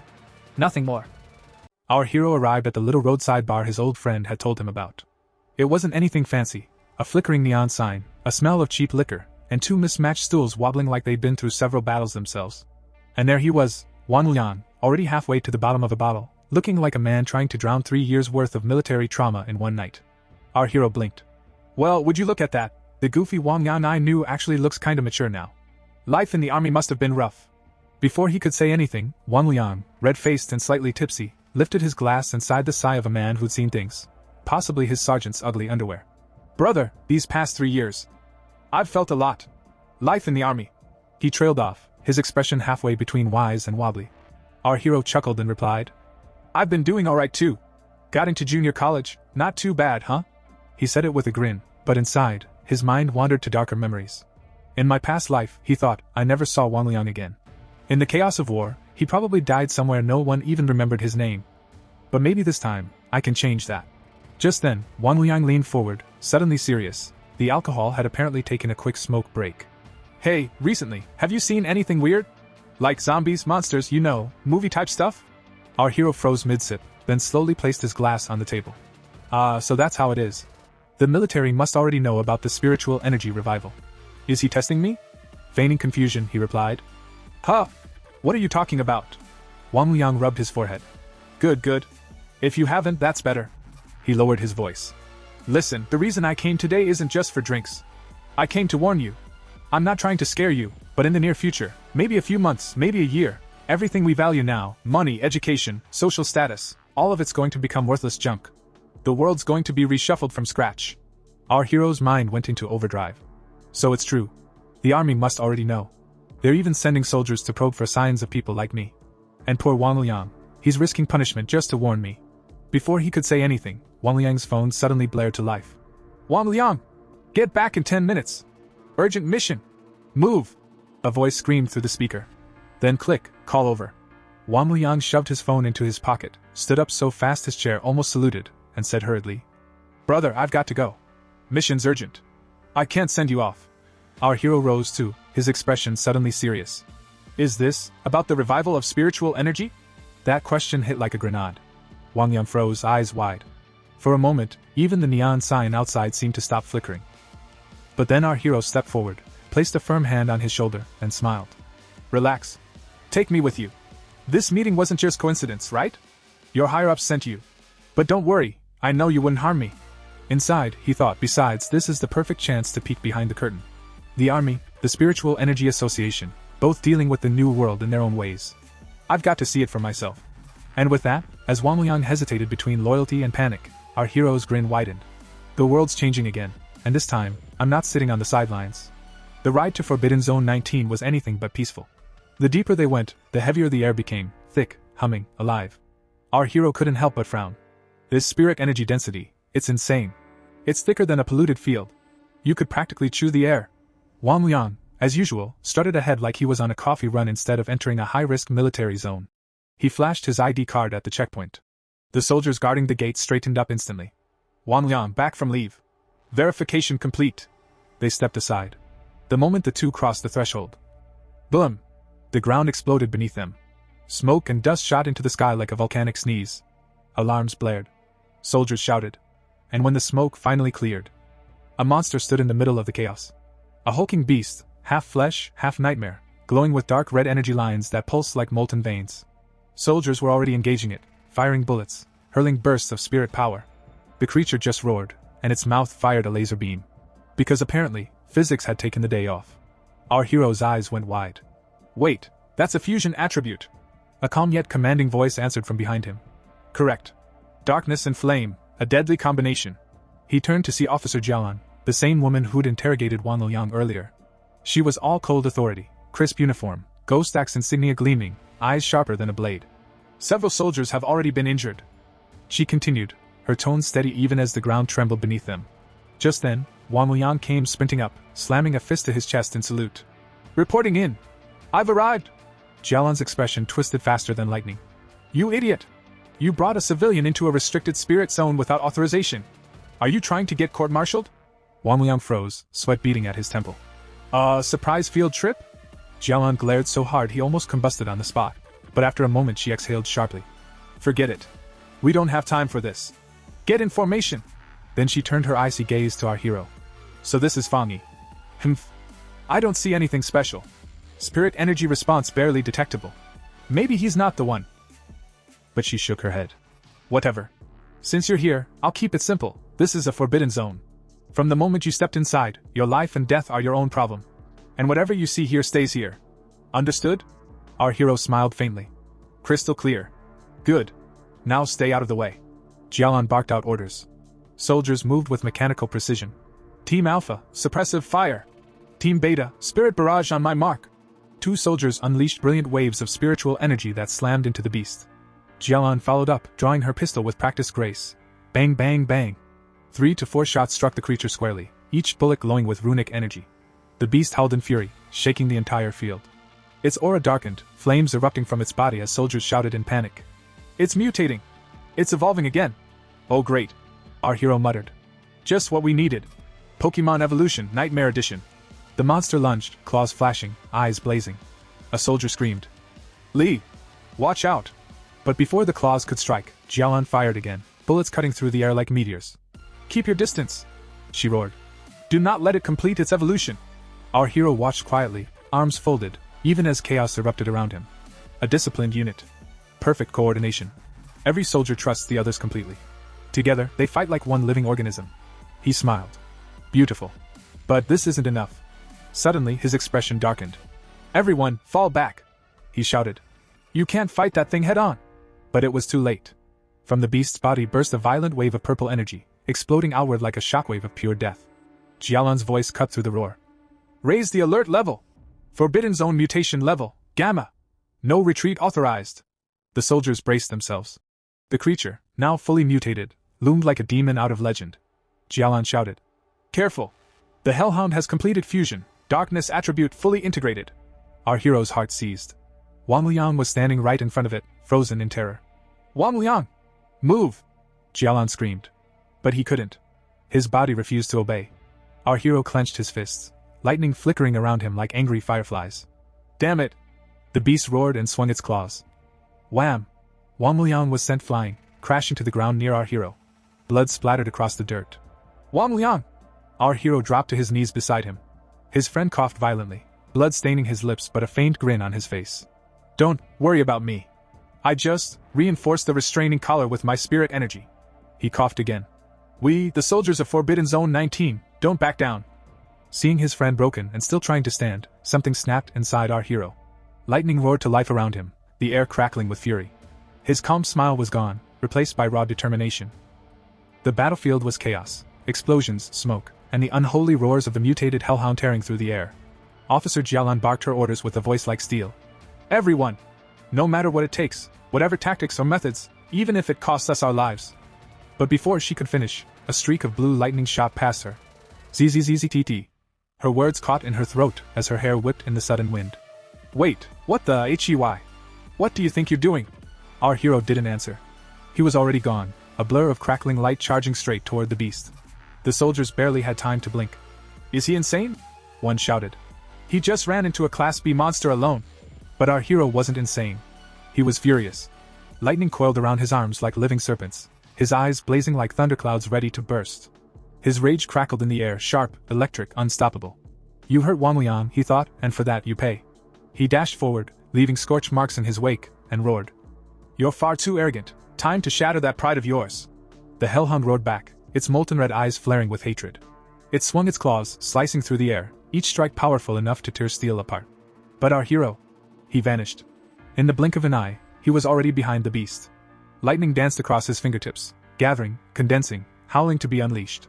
Divine thunder, he whispered, voice low and dangerous. Descend! The explosion of lightning that followed lit up the entire zone. Boom! Thunder roared across the battlefield as the hellhound's massive body was sent crashing into the ground. The shockwave tore through the earth, hurling dirt and debris high into the air. Even the soldiers had to brace themselves to avoid being thrown off their feet. When the dust settled, the creature lay half buried in a crater, still twitching, electricity sparking across its charred hide. Silence. Absolute silence. A young soldier's voice trembled, breaking the stillness. Was I seeing things? That was a Class B mutation, right? Even Officer Jialan couldn't take it head on. No one answered. Jialan herself stood frozen, standing beside the battered Wang Liang, her sharp eyes wide with disbelief. Wang Liang, half conscious, managed a shaky grin. Officer, don't tell me my brother is actually... Jialan cut him off, her voice tense, almost reverent. Yes, none of us saw wrong. She exhaled, eyes locked on the figure standing amidst the smoking crater, lightning still crackling around him like a god descended from the storm. He truly is, the tyrant we've been searching for. The battlefield was quiet now, eerily quiet. The massive beast that had terrorized Forbidden Zone 19 lay sprawled across the shattered ground, its charred body twitching weakly, refusing to accept its fate. Even half dead, it tried to rise again. Our hero stared down at it, eyes cold, voice steady. Still not dead? Then I guess we'll do it the hard way. He turned slightly. Officer Jialan, Old Wang, both of you fall back. From a distance, Jialan's heart tightened. A B-level mutation, and he's handling it solo? Normally we need an entire formation, coordinated spirit cannons, and at least 3 noble sacrifices. Her jaw clenched as she watched. This isn't just power. This is mastery. The pinnacle of the thunder attribute, maybe even the top across the entire Xia kingdom. If spiritual energy ever fully revives, what kind of monster will he become? Up ahead, our hero slowly raised his right hand. The air trembled. The sky darkened, clouds twisting into a colossal vortex. Lightning gathered above like 1,000 dragons preparing to strike. Crack, boom! Thunder roared as a storm of blinding lightning tore through the heavens, slamming down onto the beast. The entire zone lit up like day. The creature shrieked once, and was no more. Jialan's breath caught. Her chest tightened with awe and dread. He truly lives up to the title. Tyrant. That name suits him perfectly. As the storm faded, the soldiers stood frozen, staring at the smoking crater where the hellhound had been. One soldier swallowed hard. I think my neck just went cold watching that. Another trembled. Why does lightning feel 100 times scarier than darkness? I could handle corrosion, but that? Nope. I'm out. Then, slowly, the hero turned around, calm, unbothered, hands in his pockets like he hadn't just nuked a B-class monster. Wang Liang came running, face full of relief and disbelief. The hero grinned and gave him a thumbs up. Wang Liang, I did it. Wang Liang let out a shaky laugh, eyes misty. You bastard. You scared me half to death. He ran up and slapped his friend's shoulder. I never imagined my big brother would turn out to be this much of a monster. The hero smirked, brushing off the hit. Oh? I hit the dog and you hit me? That's how we're doing things now. Sorry. Wang Liang scratched his head, embarrassed. I actually suspected you were a pioneer. Orders from the higher-ups. I had to bring you in. The hero chuckled, placing a hand on his shoulder. What? After 3 years, you're talking like we're strangers. You think I don't know you by now? Before Wang Liang could reply, a familiar voice spoke behind them. Fani. They turned. Officer Jialan was walking toward them, uniform slightly scorched, eyes sharp as ever. She extended a gloved hand toward him. Thank you, she said simply. For your help. He smiled and shook her hand. No need for thanks. Just think of it as saving a friend. She nodded slightly. Forgot to introduce myself earlier. I'm Jialan, commander in charge of Forbidden Zone 19. You didn't just save a friend, you saved the entire zone. Her tone softened just a fraction. I'd like to exchange contact information. I'll need to make a full report about this incident. Of course, he replied casually. Beside him, Wang Liang grinned so wide his face might split. Watching a senior officer salute his childhood friend, now that was something to brag about for the rest of his life. Jialan turned serious again. Fan Yi, your power surpasses most of the pioneers the army's ever recruited. Therefore, I sincerely invite you to join the Xia Kingdom's military. But, she hesitated. An invitation from a mere restricted zone guard might not be worthy of your level. Not worthy. Even as she said it, her thoughts swirled. He's only at the 3rd star of the ghost carving realm, yet he's already fighting beyond the spirit creation tier. How is that even possible? Our hero raised an eyebrow. So you're saying even you don't feel qualified to invite me? Jialan nodded firmly. Yes. And I'm not ashamed to admit it. We were only ordered to understand your situation, not involve you in this fight. But I believe the higher-ups will come for you personally soon enough. He smiled, his tone warm but teasing. It's not that serious. Actually, I really respect you all. Not everyone has the courage to risk their lives protecting others. I've never seen soldiers fighting up close before. And honestly, it moved me a little. Jialan's stern gaze softened. Thank you? He laughed lightly.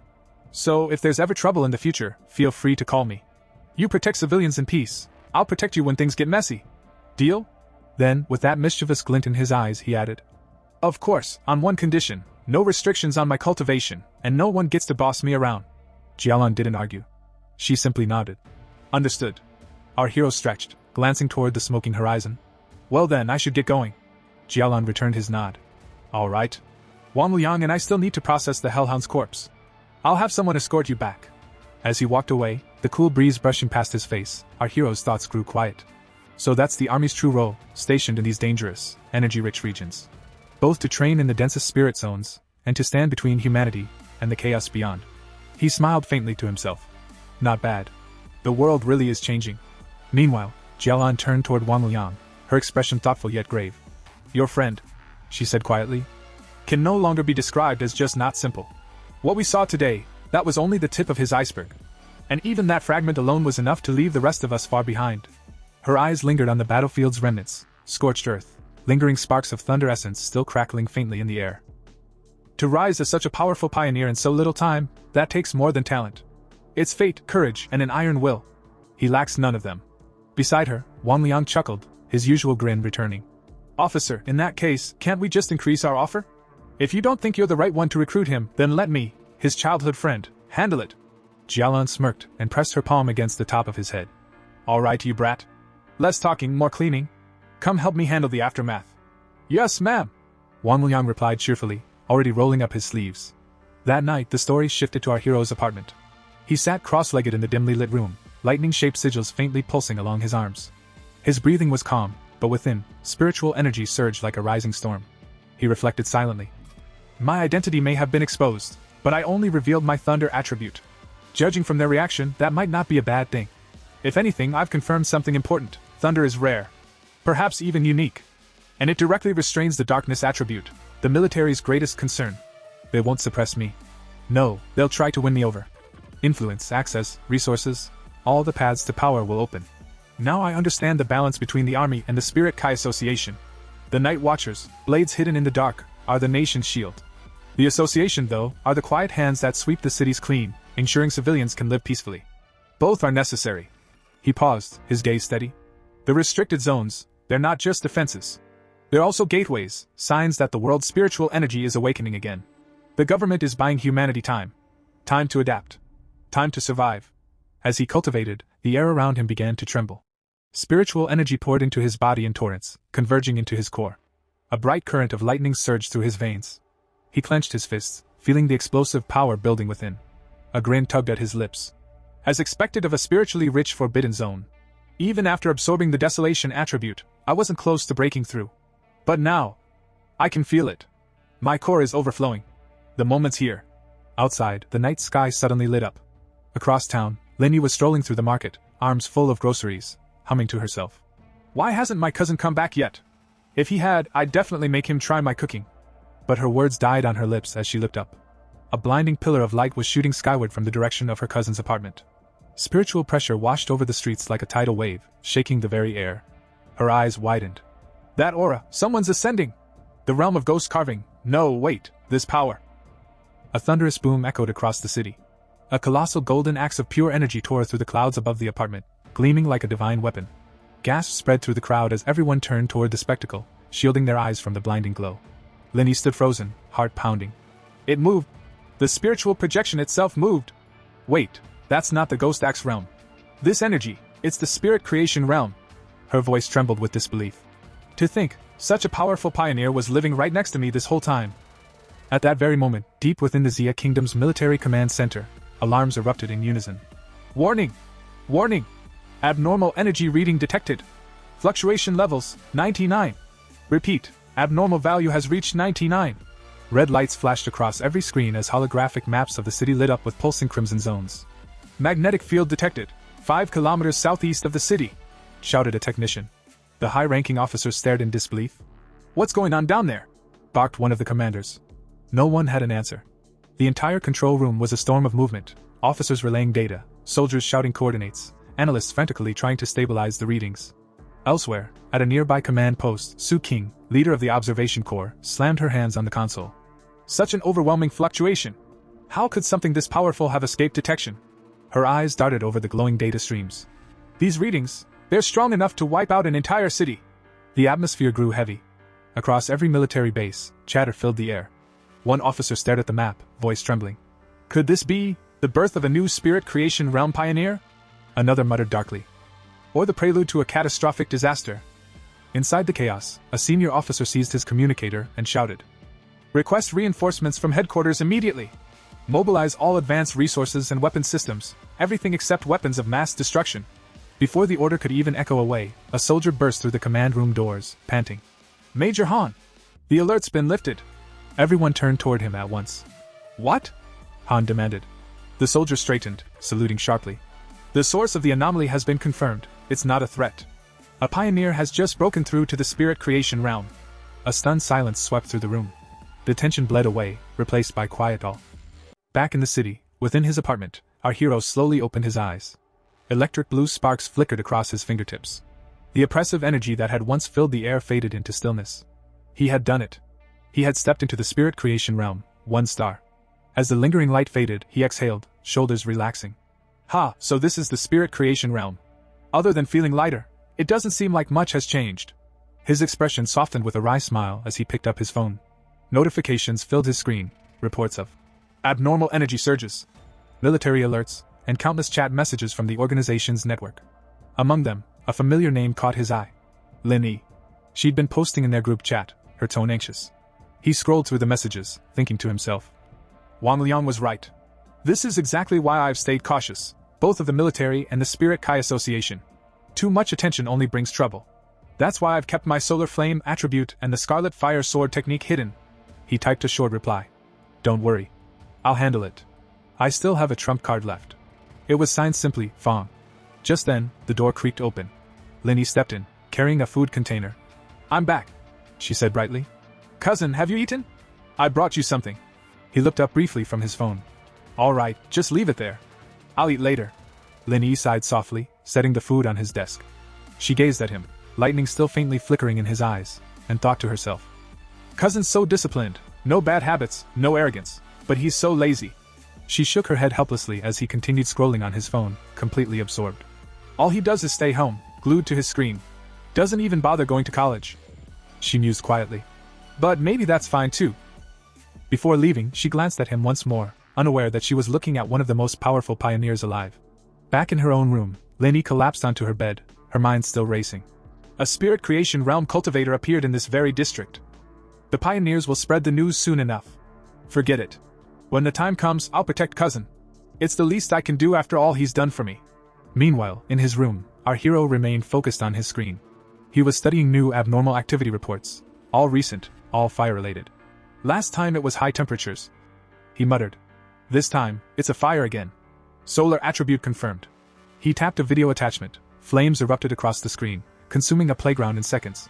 The trees, the flower beds, all reduced to ash. The area's sealed off already. He noted. The video cuts off too fast, but this fire's far stronger than the one at the north gate. His eyes narrowed, lightning flashing faintly within them. If this solar attribute really is different, I need to see it for myself. He picked up his communicator, expression sharpening.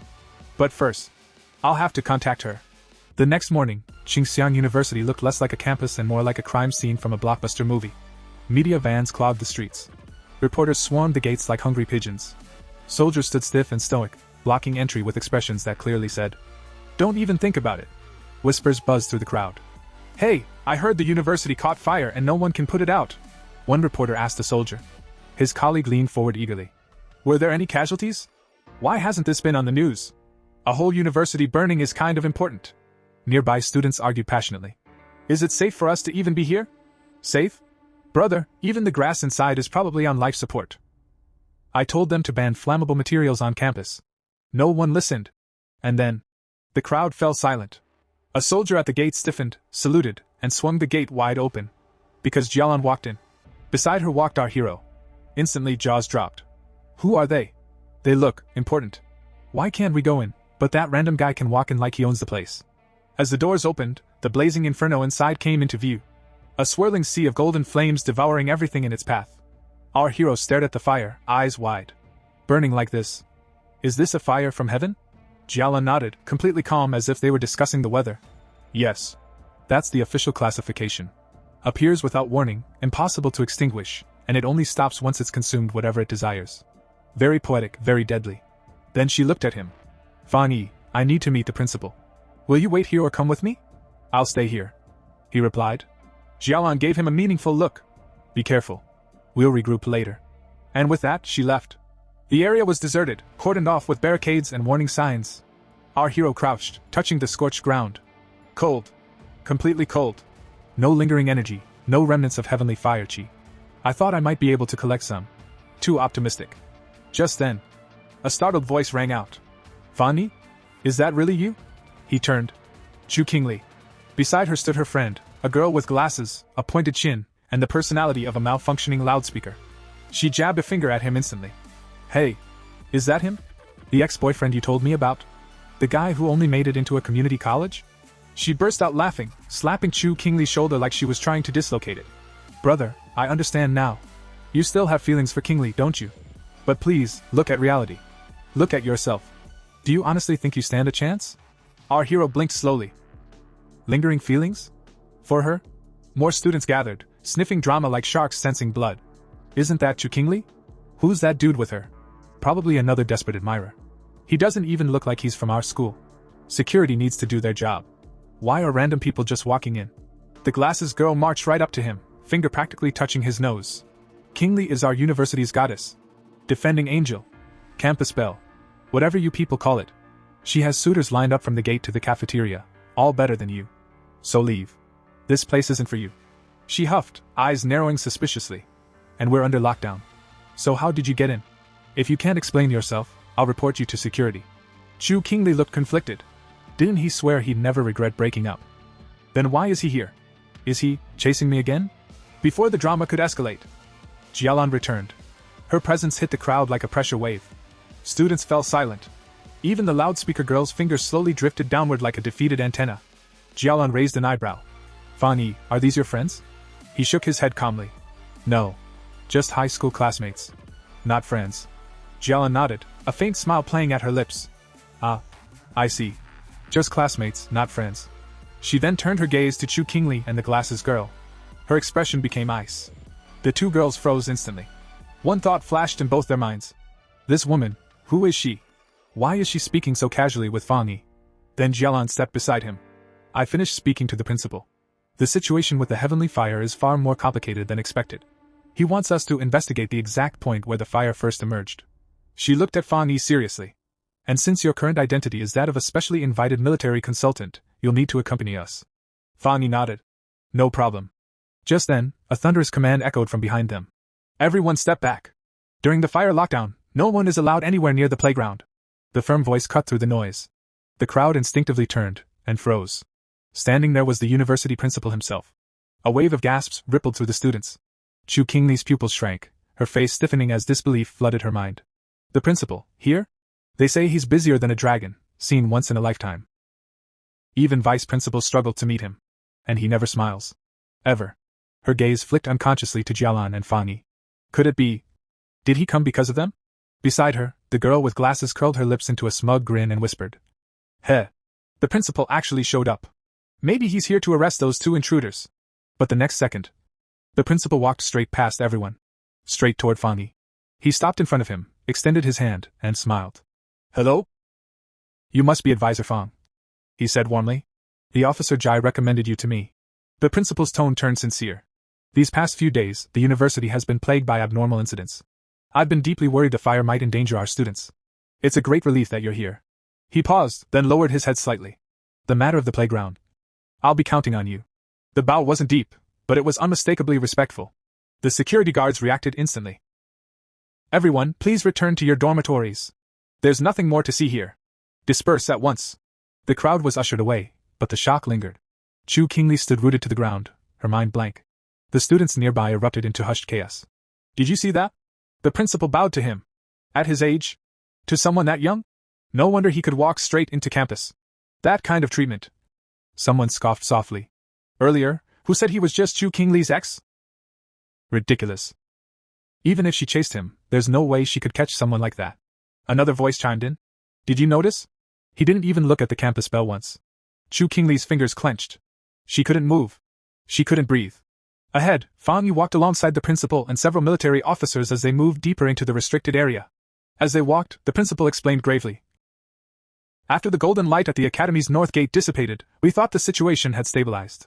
But a few nights ago, one of the playgrounds suddenly ignited. Fire trucks were dispatched, but the flames couldn't be extinguished. Fortunately, it happened late at night. No students were present, and we sealed off the area immediately. His expression darkened. One playground catching fire could still be dismissed as coincidence. But then the second, the third. I personally witnessed flames falling straight from the sky. Scarlet fire floating in midair for no reason at all. He exhaled slowly. The other playgrounds eventually went out. Only this one never did. They stopped. Ahead of them, a playground burned like a living furnace. Golden red flames roared, warping the air itself. The choking stench of burning rushed forward. Fan Yi's eyes narrowed. This basketball hoop? He asked calmly. Is it the initial ignition point? The principal nodded heavily. Yes. Only here. The fire has never once gone out. At that moment, Jialan stepped forward and took out a small, palm-sized device. Seeing it, Fan Yi raised an eyebrow. What's that? She replied seriously. An abnormal spiritual power detector. Think of it that way. If the threshold exceeds 10, ordinary people must be kept away. Human life is fragile. For normal civilians, anything above that level is already a natural disaster. The device beeped. A number flashed on the screen. 60. Jialan's face drained of color. This is far too high. This won't do. If this continues unchecked. Not only Qingxiang University. The entire city will be affected. Her voice turned urgent. We must immediately dispatch 3 Ghost Acts and 3 2-star soldiers, plus 7 Ghost Acts and 2 3-star soldiers, to form a suppression array. We need spiritual power of the purest kind. Cultivators with the most solid foundations. As she spoke, the principal suddenly noticed something. His gaze snapped forward. Fan Yu was already moving. Without hesitation, he vaulted over the chain barricade surrounding the playground. Straight toward the flames. Advisor Fang! Advisor Fang! Both Jialan and the principal shouted at once. Too late. The fire swallowed him whole. He stepped directly into the inferno. The detector shrieked. The number jumped violently. 60-110. Jialan's breath caught. It's rising, again. 110. Her voice trembled. This threshold already qualifies as an S-level anomaly. He went in alone. What do we do now? She tried to rush forward.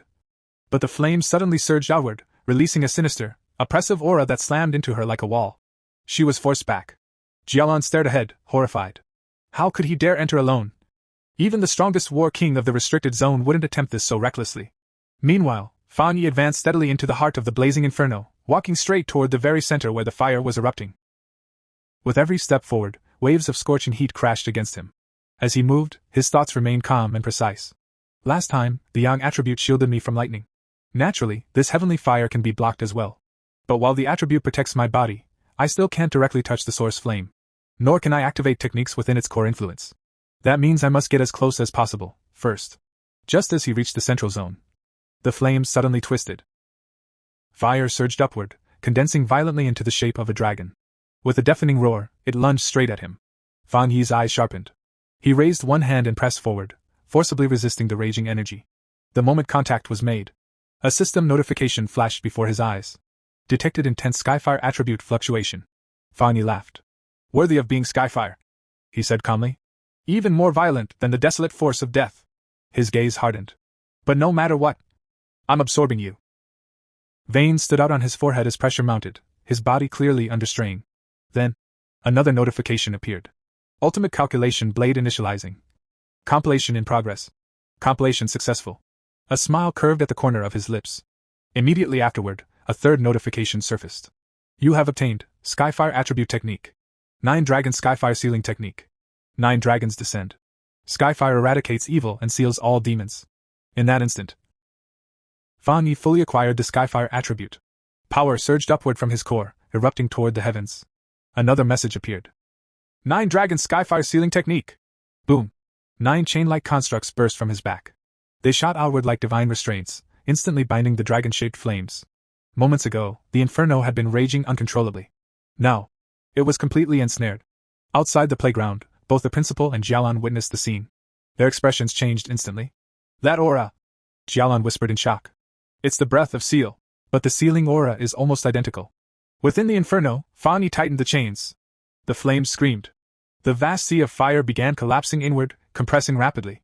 In moments, the dragon-shaped inferno shrank into a small, trembling cluster. Finally, Fan Yi reached out and grasped it in his hand. The fire was sealed. Silence descended. The playground that had been engulfed in hellish flames just moments ago now lay calm and eerily normal. The principal immediately stepped forward. Fan Yi looked at him and said firmly, I've temporarily sealed the Skyfire here. Do not unseal this playground. Do not rebuild it. And do not allow anyone to approach. As long as it remains sealed, the Skyfire won't spread.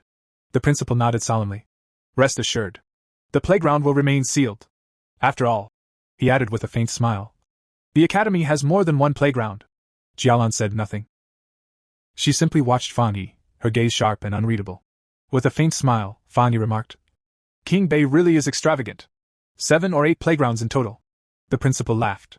Advisor Fan, you're truly humorous. If you ever need anything. Before he could finish, Jialan stepped forward. Principal, I need a moment with Advisor Fan. The principal chuckled. Of course. I won't disturb you. With that, he took his leave. Jialan moved closer, her voice low but keen. Fan. You've been hiding very deeply. Fan Yi smiled lightly. It was troublesome. Skyfire isn't easy to deal with. Her expression turned serious. Stop pretending. I'm talking about your talent. Your realm. She sighed softly. Forget it. Every pioneer has secrets, especially someone as strong as you. I don't have the right to demand anything from you. She continued. But I hope you'll listen to what I'm about to say. Fan Yi nodded calmly. At this critical turning point, Xia Nation desperately needs top-tier talents like you. Jialan said solemnly. When spiritual energy fully revives, someone like you will be the equivalent of nuclear deterrence today. Whether it's the military restricted zones or the Spiritual Energy Association, everyone will fight to recruit you. And foreign powers will do the same, offering unimaginable conditions. She met his gaze. I won't deny my own intentions. If you join the military, our restricted zones gain another pillar. That's why I suggest you start thinking about it now. When the time comes, don't let yourself be caught unprepared. Fan Yi asked curiously. Then why didn't you or Wang Liang try to pull me into your restricted zones? Why even say I wasn't worthy? Jialan sighed. Because there's a legendary military district. They are monstrous. That's why I thought you'd be more interested in them. Fan Yi smiled faintly. So there's an even higher level. Jialan nodded. Yes.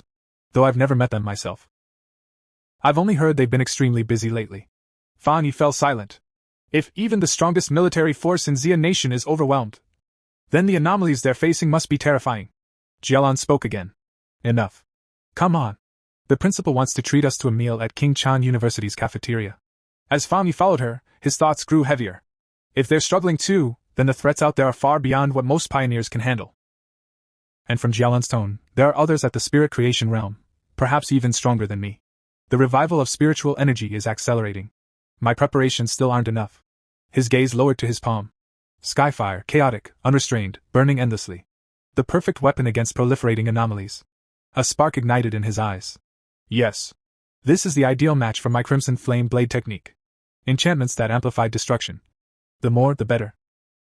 Fan Yi advanced toward the back mountain, his massive blade resting in his hand. He stopped just behind a weathered warning sign planted at the foot of the peak. Dangerous mountain beyond this point. Entry strictly prohibited. His eyes narrowed. No abnormal activity detected here, yet the area has been sealed. The military wouldn't have reacted this quickly. Which means, His thoughts sharpened. Only someone who knows this is where I train and experiment would block it off. The Spirit Association. A faint smile tugged at his lips. Did they give me this land to experiment freely? If that's the case, accepting their offer might not be a bad idea. Suddenly, his expression changed. He felt it. Something was behind him. Wait. Even trash has managed to sneak into the back mountain. An aura brushed against his senses. Cold. Foul. This presence. It's the same one I encountered at the factory, just weaker. High above, perched casually on a tree branch, sat a monkey-like monster, its crimson eyes watching him with unsettling intelligence. Fangi slowly raised his blade. Flames began to coil along its edge. So, he murmured, you've learned to assess enemy strength before attacking. He lifted his gaze. Then watched carefully. A system notification appeared before him. Heavenly Fire, also known as Upper Flame. Attribute, Light. Nature, Righteous, Destructive, Eternal. Primary use. Slaying wicked entities. Do you wish to infuse Heavenly Fire into the Tang Blade? Yes/no. Fan Yi selected yes without hesitation. The Heavenly Fire ignited instantly. Unquenchable. Relentless. Flames engulfed his eyes, reflecting a blazing gold-red glow. He smiled faintly. Let's test this sword on you. He swung. The blade howled. From the arc of the strike, 2 fire dragons erupted, pure heavenly fire given form. They roared as they surged forward. The monkey monster shrieked in terror. Barely escaping death, it leapt frantically from tree to tree, fleeing deeper into the forest. The ground behind it erupted into flames. Fan Yi watched calmly. Excellent, he examined his blade. This firepower is at least twice as strong, no, far stronger than the original Crimson Flame blade. And most importantly, he flexed his fingers. This energy doesn't affect me at all. The air around him suddenly grew icy. The forest fell unnaturally silent. No other monsters revealed themselves. Fan Yi narrowed his eyes. So where did that trash run off to? He stepped forward. Let's hunt it down. Meanwhile, high up in the mountains, a girl was live streaming. She laughed nervously into her phone. Guys, I swear I'm not a scammer, okay? I've been lucky since I was a kid. This is literally my first day streaming, and content just keeps finding me. As she spoke, a shadow loomed behind her. The monkey monster dropped silently from the trees. Her phone slipped from her hand and hit the ground. The live stream didn't stop. The monster grabbed her. The camera tilted, capturing everything. The chat exploded. Streamer? What was that? Did she just see a ghost? LOL, the acting started way too suddenly. These effects are so fake. They thought it was a skit. But the girl's tears were real. Fear crushed her chest. I'm going to die. Just as the monster raised its claws, 2 fire dragons burst through the forest. They slammed into the monster from behind. With a shrill scream, it released the girl and fled. The chat froze. Then exploded. What the hell? Was that a fire dragon? Bro, this CGI is insane. The live stream view count skyrocketed. Shaking, the girl scrambled to her feet, grabbed her phone, and aimed it at the flames. Through the roaring inferno, she saw a figure, standing calmly within the fire. Sword in hand. To her, it looked as though a god had descended. An immortal walking through flames. The image streamed live across the world. The chat went insane. Blade lunge, instant light cuts through fire. An immortal descended to save people. Fire? That's nothing to him. The man who split the king of flames, one blade. The forest burns. The live stream shot to #1 worldwide trending. Views surged beyond imagination. Elsewhere, Chu Kingli sat with her bespectacled friend. Suddenly, her friend gasped at her laptop. Kingli, come quick. An immortal really descended to save someone. Cultivation experts are real. Heavenly fire is real. Without looking, Chu Kingli replied coldly. Don't believe that nonsense. It's all staged, special effects. Then her eyes drifted to the screen.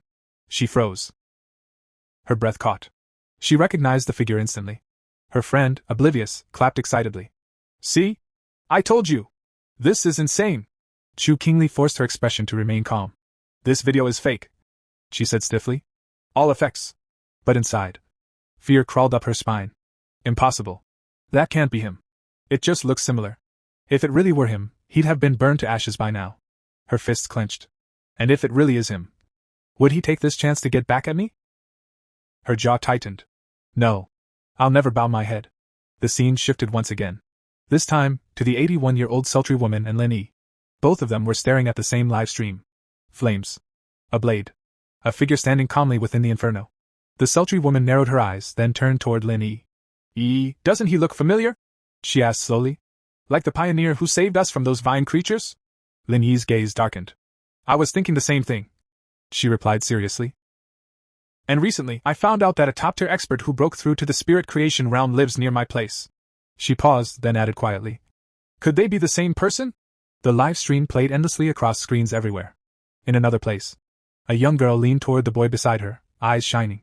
Old lie, don't you think that's Fong? She whispered. He looks even stronger now. The boy swallowed hard and nodded. Damn right. That blade swing. It's exactly the same. He grinned with all. We really latched onto a monster-level big shot. The narrative shifted again. Inside the Spirit Association headquarters, a heavy silence filled the hall. Several seniors sat gathered around a long table, expressions grim. The city's crisis is drawing closer, one elder said slowly. And our pioneers are severely understaffed. Others nodded, voices overlapping with concern. Then another senior spoke. I heard the military already held in-depth talks with Fang Yi. At that, Su Qinging immediately spoke up, her tone firm. I trust him, she said without hesitation. He'll definitely help us. Nearby, Jailon leaned back in her chair, murmuring with a mix of awe and disbelief. To reach the spirit creation realm in such a short time. She exhaled. What kind of monster is he? Even anomalies tremble before him. And how many high-level attributes does he even have? At the main seat, Han leaned forward, fingers interlocked. 3, he said calmly. Maybe more than 3. He straightened, his voice steady and decisive. With potential like that, our current threats are nothing more than clown antics. Recruiting him is the only logical choice. Jailon looked up sharply. You mean, the higher-ups plan to approach him personally? Han nodded, but his expression remained cold. Yes. But they're not quite ready to lower themselves yet. After all, every top pioneer before Fang Yi had risen from within the military. Standing up, Han continued as he walked away. Let's see what he lacks. New weapon prototypes. Specialized training environments. All of it can be provided. He paused. And handled the live stream. Every copy. Every trace. Su Qinging lowered her eyes slightly. The entire Spirit Kai circle of Xia Nation is already focused on him. Jailon, meanwhile, smiled faintly. That kid! He really makes you look forward to what he'll do next. The scene shifted again. Inside a hospital room, a badly injured man lay unconscious on the bed. Beside him sat a young woman, holding his hand gently. Teacher, she whispered softly. Xia Nation has a new hope. With someone this powerful appearing. She smiled faintly. Your chances of waking up have improved again. One day passed. Morning sunlight filtered into Fang Yi's apartment. He sat at the table, eating breakfast, his thoughts still tangled in yesterday's chaos. That live stream. Who would have thought a streamer would sneak into the back mountain just for clout? What guts. And yet, the video had vanished completely. The live stream. The reposts. Every trace erased. Military, or the Spirit Association. He muttered. Then his eyes flicked toward the door. Wait. Lenny didn't come back last night. She didn't even send a message. His brow furrowed. Even if it was a mission. He grabbed his phone and tried calling her. No connection. Again. Nothing. Outside the service area. His expression darkened instantly. That girl wouldn't be this careless. Unease crept into his chest. This is bad. He stood up sharply. I need to find her, now. The scene shifted again. Deep within the forest. Lin Yi and the 81-year-old sultry woman were trapped. Blood stained their clothes. Their breaths were shallow. Trembling, Lin Yi asked quietly. 81, how long have we been stuck here? The sultry woman shook her head weakly. About 10 hours. I've lost track. Her voice cracked. I'm sorry. I dragged you into this. At first, I thought it was just an ordinary shadow wraith. Lin Yi shook her head firmly. No more apologies. Her gaze hardened. In the end, I'm still not strong enough. She steadied her breathing. Stay alert. Conserve energy. Her thoughts drifted unconsciously. Back to that day. Standing on the street. Looking up into the sky. Watching his breakthrough. That overwhelming presence. That power. If only I were that strong. But before the thought could finish, danger crept closer. A presence loomed behind them. Silent. Predatory. The monster appeared. The moment it saw them, it raised its claws. Lin Yi sensed it instantly. Behind us! She turned sharply. A laser-like beam burst from her hands, slicing through the darkness. One head fell. But then, they saw the truth. The creature's body was covered in heads. Twisted. Fused together. As if countless corpses had been stitched into one. The monster collapsed briefly. The sultry woman trembled. These, she whispered. Are these the people who got trapped here? Lin Yi's expression turned grave. They're no longer human. They've become abnormal walking corpses. She clenched her fists. It's playing with us. It wants to drag us down with it. The severed head dissolved into black fog. The sultry woman's voice grew heavy. Not only are our attacks ineffective, our spiritual energy is being drained rapidly. She looked around in despair. We don't even know where the real body is. It's waiting for us to exhaust ourselves. And then, her voice trembled, toying with us like rats. Black fog churned in all directions, sealing off the forest like a living prison. It swallowed sound, light, and distance alike. Within it, the monster could not be seen clearly, only felt, making it seem utterly invincible. Lin Yi and the 81-year-old sultry woman stood back to back, breathing heavily. Their nerves were stretched to the limit. Neither of them knew how to fight something they couldn't even properly perceive. Then, a red, circular eye opened within the fog. The moment it appeared, it began releasing bubbles that looked like coagulated blood. As they drifted outward, the bubbles burst one by one, transforming into countless tiny, liquid-like eyes that floated in the air, staring at them from every direction. Go to hell, damn creature! The sultry woman screamed, unleashing her attack in rage. Lin Yi's expression changed sharply. It's losing patience. Don't get careless! But the warning came too late. Behind Lin Yi, within the fog, a gigantic eye silently opened. In an instant, she felt it. Countless gazes locked onto her. Her vision warped. Reality fractured. Hallucinations flooded her mind, drowning out all other sensations. A bone-deep terror seized her heart, as if death itself had already decided her fate. From the fog, numerous blackened hands stretched outward, grabbing at her limbs, dragging her down into the darkness. I can't hear 81 anymore, Lin Yi thought hazily. So this is how it ends? Regret washed over her. I was too reckless, too confident. I thought the two of us could handle this mission alone. But the path of cultivation had always been cruel. She had known this day might come, disappearing in some nameless corner of the world. I wonder, what will the world look like after this? What role will the hidden pioneers play as spiritual revival surges forward? She would never see it. Her eyelids slowly grew heavy. She tried to lift her hand, but her body no longer obeyed. Then, boom! Lightning tore through the darkness. A blinding bolt ripped the fog apart, its radiance shredding the black mist like paper. From within the lightning, a figure emerged. Our hero stood there, smiling faintly as he looked down at her. You almost slipped right out of my hands, he said with a laugh. Lin Yi's eyes widened in shock. At that moment, he was already right in front of her. He stepped forward and slammed his lightning-charged hand into the ground. Crack! A devastating surge of lightning exploded outward, annihilating the fog in a single strike. Lin Yi stared at him, stunned. My cousin. He saved me. This wasn't an ordinary person. But before she could process it, the monster reformed. Its grotesque body of countless eyes and dark energy lunging toward him. Be careful! Lin Yi shouted desperately. The abnormal's true body is on your right rear side. Our hero merely chuckled. He drew his sword. Perfect, he said calmly. Let's see how heavenly fire handles darkness. With a single swing, flames erupted, condensing into a roaring fire dragon. The blazing dragon crashed into the monster. Roar! Darkness screamed as it burned. Fire engulfed the forest, purging the black fog completely until nothing remained.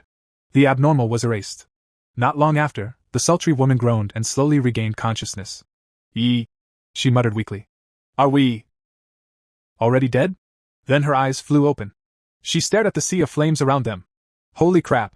What is this inferno? She screamed. Did we fall into hell with the abnormal? Calm down, Lin Yi said quickly. Look carefully, we're still alive. The sultry woman froze, then laughed in relief. We're alive. Her gaze shifted, and landed on our hero. Who are you? She asked cautiously. He sheathed his sword and replied casually. All settled. Finally. And I haven't even had breakfast yet. Then he glanced at Lin Yi. You too. The sultry woman's pupils shrank. She stepped closer, her voice trembling. It's you, isn't it? Back in Manhwa town, at the Death Vines. You were the one who saved us. Our hero smiled helplessly. Am I really that easy to recognize? Lin Yi suddenly stepped forward, stunned. Wait, are you saying the powerful fire tribute master who saved you is my cousin? The sultry woman's jaw dropped. Oh my god! That super expert is your cousin? Didn't you always say he was ordinary? Our hero rubbed his forehead. Then the sultry woman grabbed Lin Yi's arm excitedly. This is the man who split the wasteland with one strike. Forced Uncle Ghost Axe 3 stars to his knees. Even caught Sister Jailin's attention. Lin Yi's thoughts exploded. Fire attribute, lightning attribute, both at terrifying levels. Could he be a dual attribute genius? Wait. Could the spirit creation master in our district actually be him? Our hero cut in. All right, enough. I have a question. He looked at them seriously. You know a dark attribute abnormal can't be handled like a normal one. So why did only the two of you come? Where are your teammates? The sultry woman sighed. Wu Mao fell seriously ill. His family locked him down. Uncle had a harder mission. The rest, we don't always act together. Linny added quietly. This time was my mistake. I thought breaking through to Ghost Axe 3 stars would be enough. Our hero nodded thoughtfully. This team won't last much longer. He looked at Linny. Back then, 81 wasn't satisfied with her teammates. Yet now she defends them. That's loyalty. And you've already sensed what's coming. He paused. Since you both know who I am and I trust you, how about we form a team? But this stays secret. The sultry woman's face lit up. Really? Of course. My lips are sealed. Linny smiled warmly. Thank you, cousin. Tonight I'll cook 2 extra dishes. Just then, her phone buzzed. Sister Gallon messaged me. Extreme Dark Zone mission notification. Collect required items. Dark attribute related. Think carefully before applying. Linny explained. The extreme dark zone lies within Xia Nation's forbidden dark borderlands. The dark attribute there is overwhelming. Even the government hasn't fully explored it. Our hero's expression turned solemn. Then we should try. Ask her what the objective is. 81 scoffed. Sister Gallon never explains. Another message arrived. Objective, withered bloom flower. Reward significantly increased. Danger extremely high. Team required. Then one final message appeared. This mission may involve an S-class abnormal. Death rate extremely high. Only register with strong, reliable pioneers. The story briefly shifted to Gallon. She was walking alongside several military personnel, her expression calm as she typed messages into her communicator. As her fingers moved, she murmured softly to herself. That's enough. A faint smile flickered across her lips. Now let's see whether he chooses to come. Back on the other end, our hero raised an eyebrow as he read the message. Strong and reliable pioneers. That's pretty direct. He muttered. It almost sounded like a provocation. I know you. I know someone like you would be interested. Do you dare to come? He turned toward Linny and laughed lightly.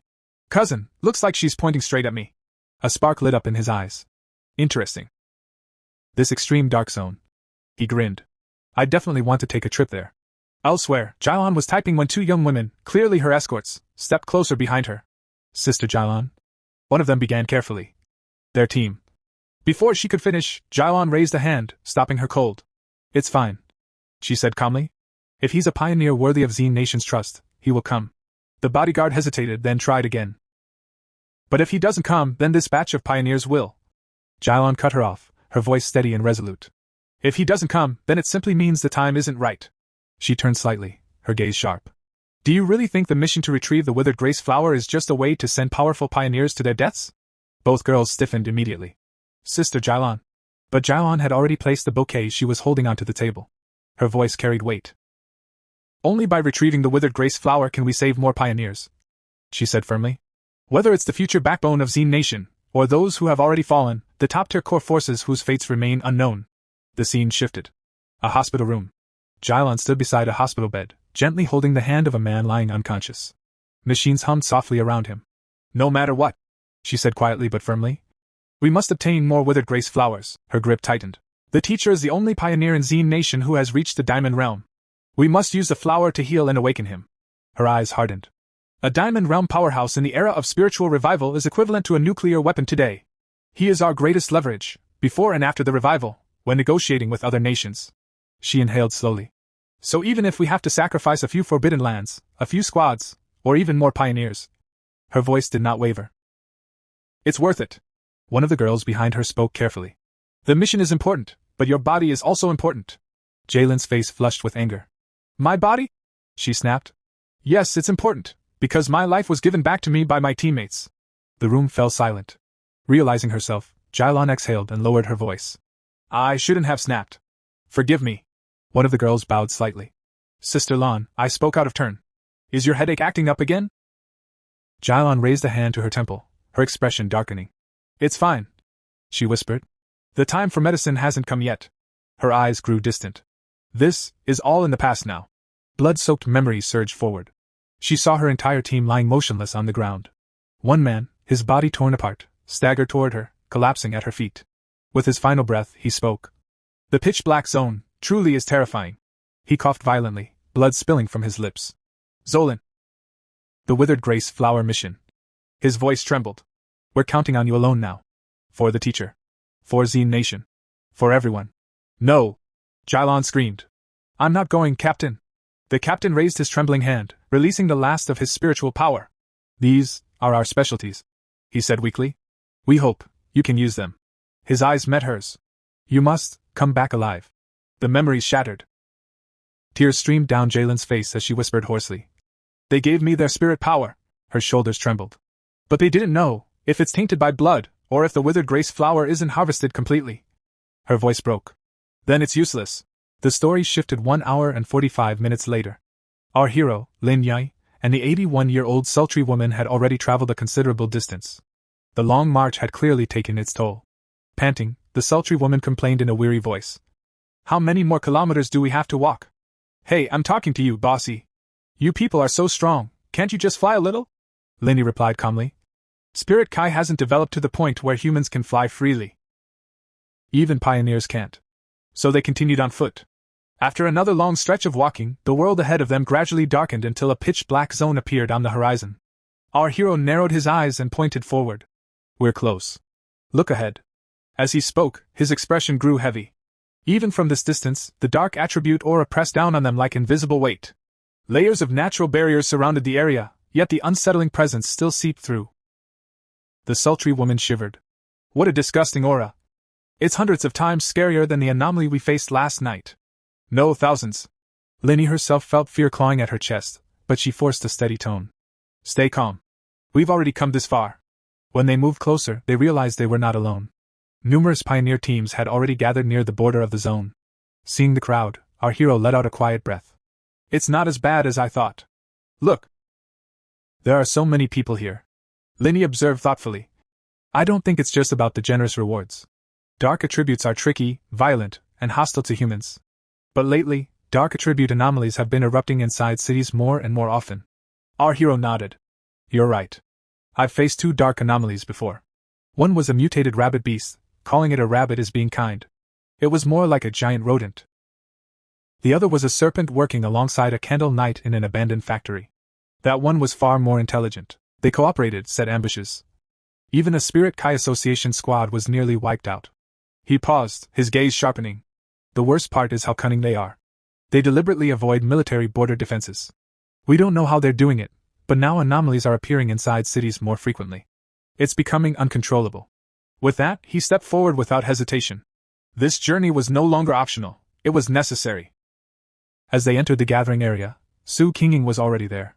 The moment she noticed our hero approaching, she stiffened and muttered nervously. He came too, and he even brought 2 girls with him. The girl beside her blinked in confusion. Boss, what are you talking about? Su Qinging quickly clasped her hands together and whispered.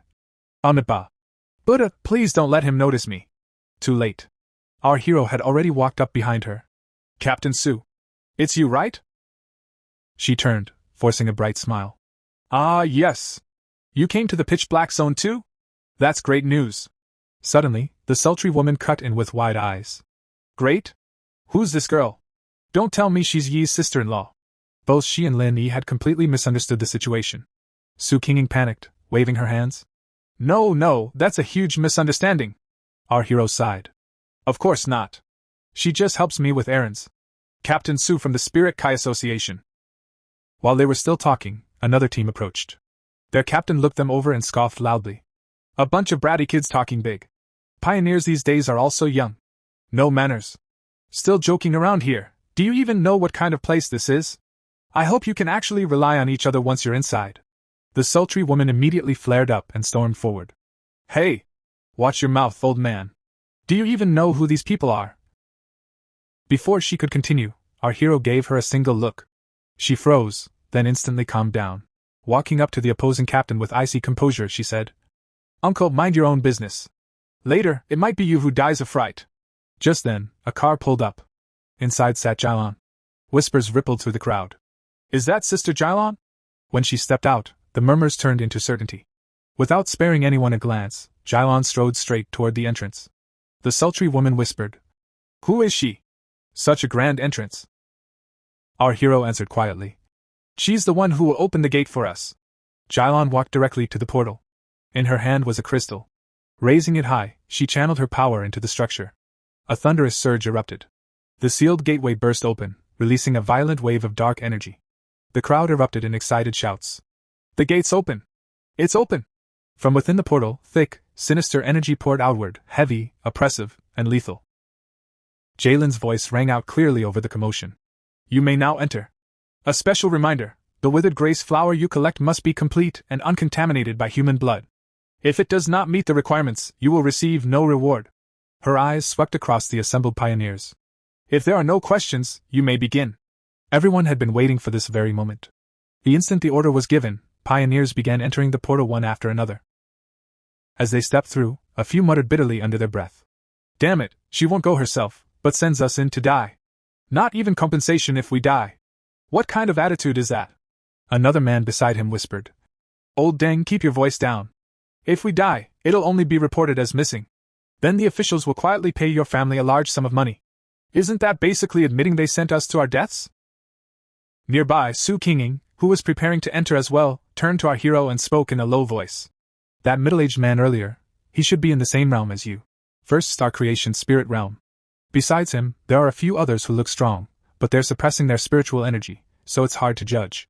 The rest are mostly 2-star and 3-star Ghost Axe realm cultivators with solid foundations. Each team's strength seems roughly balanced. Our hero nodded slightly. Looks like this mission is extremely tough.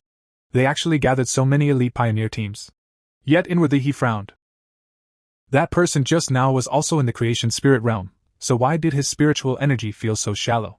While everyone steadily entered the gate, Jailon remained behind with her team, holding a compact device in her hand.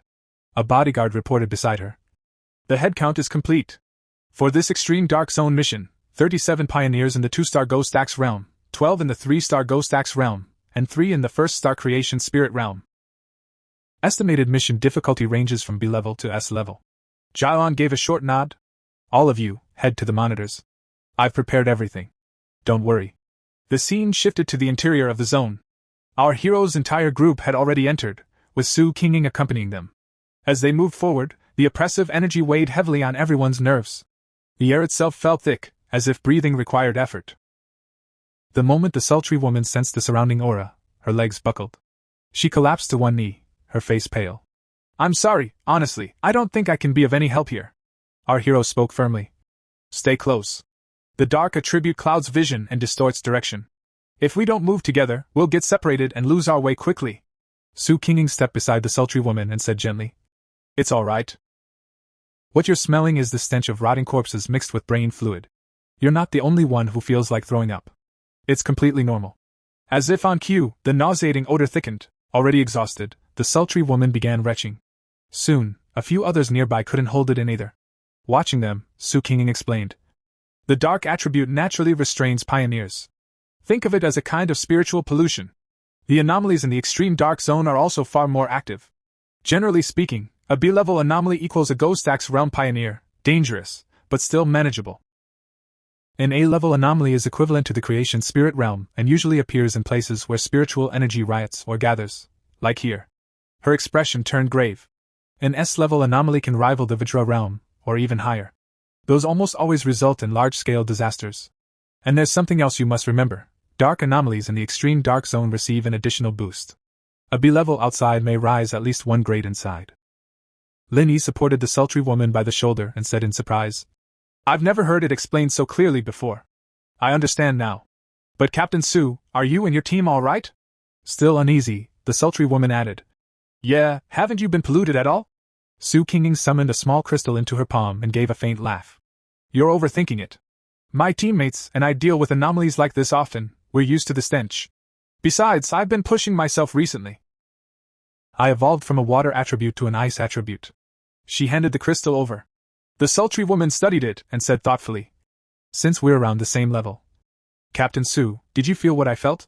The moment I entered the black fog, my spiritual power weakened drastically, worse than my last mission. Su Qinging's expression hardened. Yes. Many experts have already perished here, even military elites above the 1st-star creation spirit realm. That's why we must be extra cautious. Seeing their condition, our hero spoke calmly. I'll move ahead. Hurry and follow. This mission is too important. Lin Yi quickly added, the people in front are already out of sight. Let's tighten our formation. From here on, I'll talk less to conserve strength. Everyone, focus your spiritual power. Don't give the black fog any opportunity. Our hero didn't reply aloud, But a thought crossed his mind as he advanced deeper into the darkness. Strange, my body doesn't feel as uncomfortable as theirs. Maybe the enhanced yang and thunder attributes I cultivated have a natural dispersing effect on dark energy. Or perhaps after advancing to the creation spirit realm, my spiritual power simply became much stronger.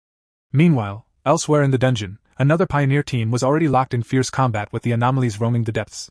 Their captain was the same middle-aged man who had mocked our hero's group outside the portal.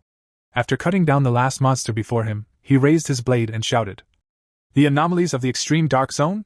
Is this all they've got, brothers? These withered grace flowers will belong to us. Let those youngsters see what true strength really looks like." His team roared in response as they pressed forward, eliminating everything in their path. "Well done! Keep moving! Don't slow down." At the same time, our hero's team was gradually weakening under the oppressive dark energy. The suffocating aura gnawed at their lungs. Lenny began coughing lightly, and the others weren't faring much better. Seeing this, our hero turned back. His gaze softened for a brief moment. Still so inexperienced, he thought. He reached out and gently patted Lenny on the back. The instant his palm touched her shoulder, a strand of warm yang spiritual power flowed into her body. The chill receded. The nausea vanished as if swept away by sunlight. Lenny exhaled in relief. This feeling, the cold, the dizziness, they're gone. It's like standing under the winter sun. So warm.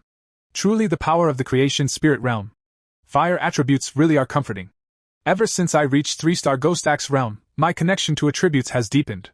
My wood attribute is good at absorbing excess spiritual energy from plants. Captain Su, your water evolving into ice is rare too. Our hero shook his head lightly. It's not fire. It's yang. Sorry, I didn't explain earlier. I was the one who caused the fires at King Chang's North Gate and the playground, but those were different anomalies. Yang attribute and heavenly fire attribute have subtle differences. Su Qinging blinked in surprise. You're admitting that so casually? Then you already possess 3 rare high-level attributes? Our hero remained silent, though a thought crossed his mind.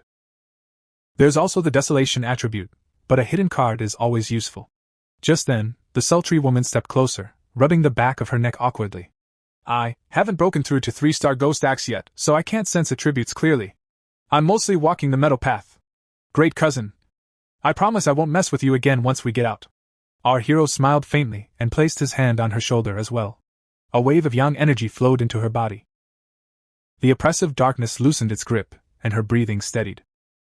Other teammates watched in curiosity. What are you two doing? Just feeling energy? Our hero then turned to Su Qinging's group. Bring your team here. I'll do the same for them. Su Qinging nodded with a grateful smile. One by one, he infused them with yang spiritual energy. The group's complexion gradually improved, their shoulders no longer weighed down by the suffocating gloom. Just as the last transfer ended, a ripple stirred in the darkness behind them. Our hero's eyes sharpened. Careful! An anomaly's approaching. Su Qinging reacted instantly, striking toward the rear. Dust exploded outward from the force of her blow. Through the swirling haze, a grotesque monster suddenly materialized directly in front of the sultry woman. Watch out! The creature lunged at full speed. A team member shouted. Class A anomaly! Su Qinging unleashed another heavy strike. The blow landed, but the monster dissolved into shadow, vanishing through a dark element skill. Her expression tightened. This was not an easy opponent. Before they could reorganize, zombie-like anomalies began emerging from every direction, surrounding the entire group. Our hero drew his sword in one smooth motion. Watch your footing. Don't scatter. He stepped forward and roared. Move aside! Flames surged along his blade as he executed 3 swift slashes. Arcs of fire cut through the swarm. The zombies ignited instantly, writhing in silent agony before collapsing into ash.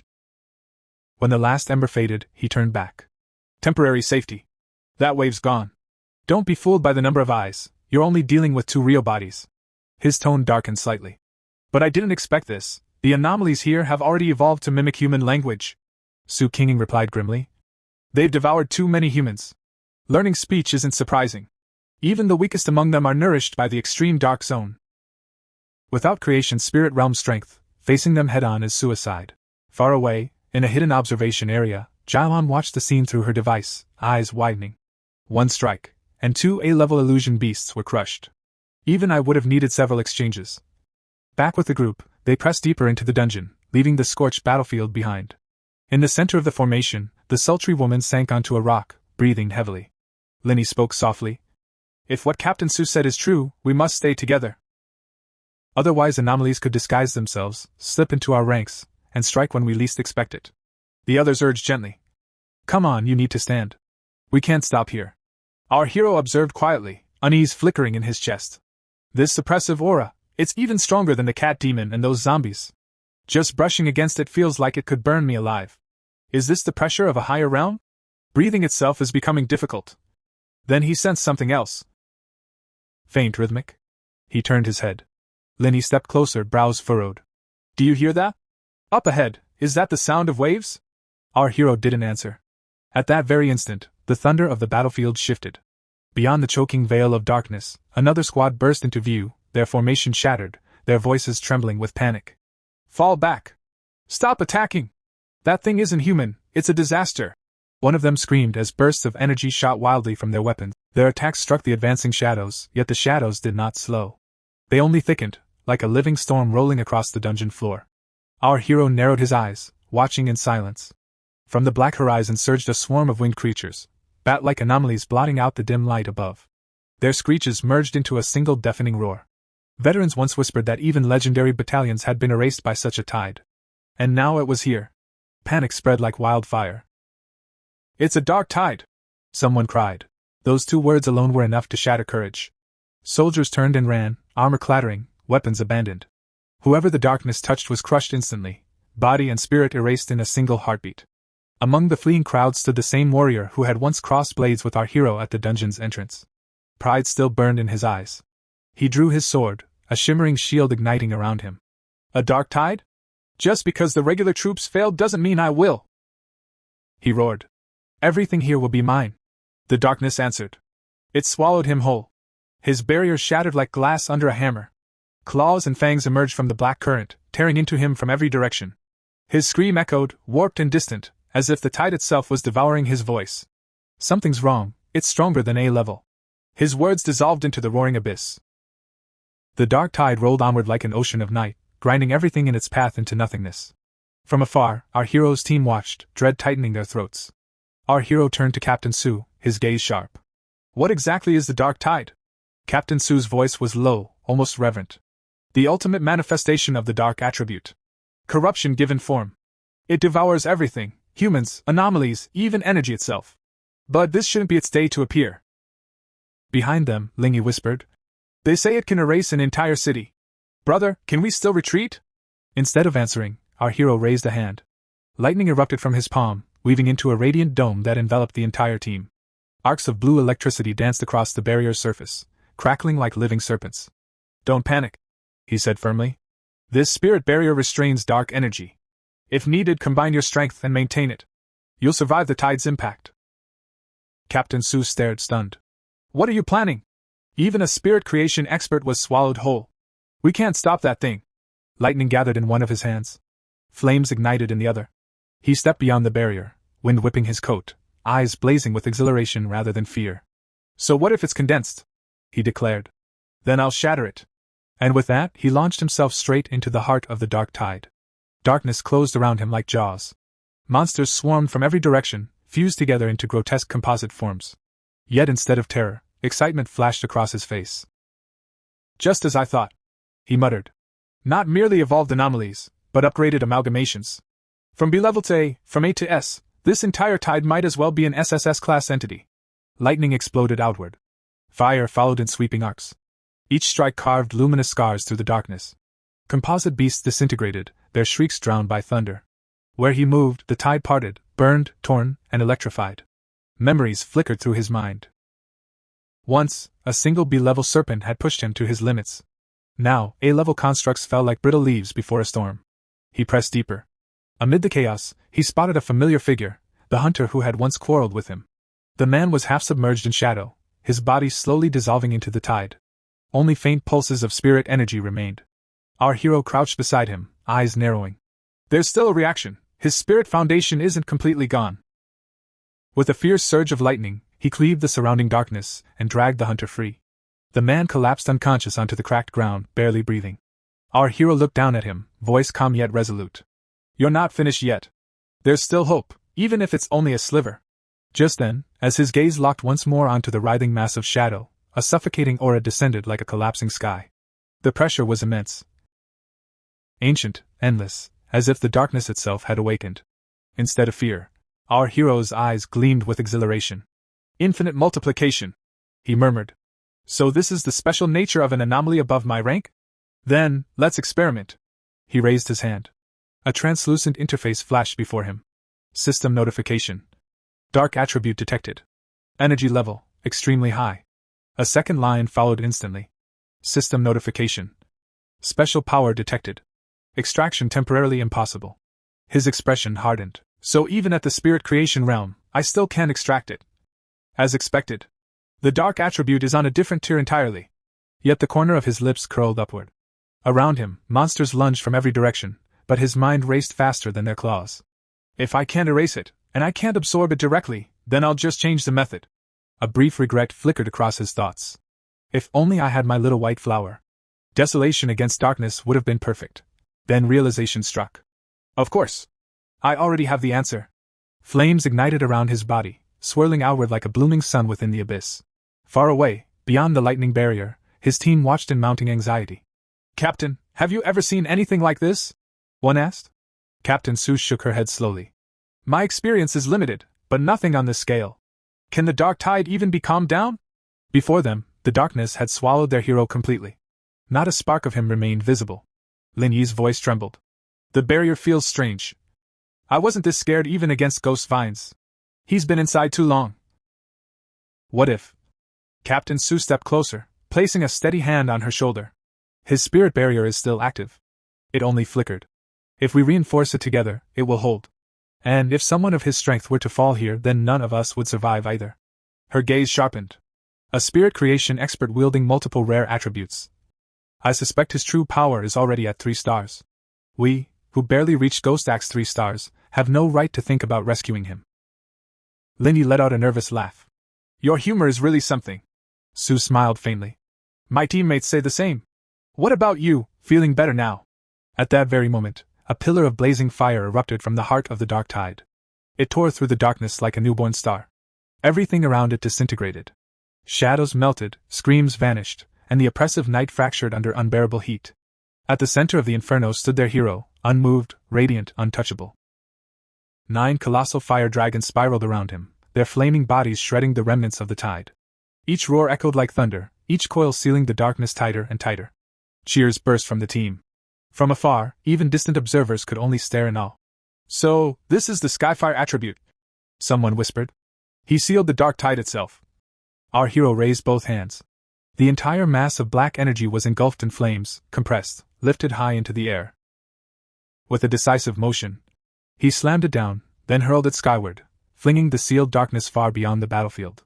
He stepped forward, carrying the rescued hunter, and let out a quiet breath. For now, you're safe. An unexpected gain. Lin Yi rushed up. Cousin! Are you alright? It's such a relief to see you safe. Captain Sue bowed her head slightly. Leave him to us, big brother. But you sealed a high-level dark attribute. Why don't you look happy? He answered calmly.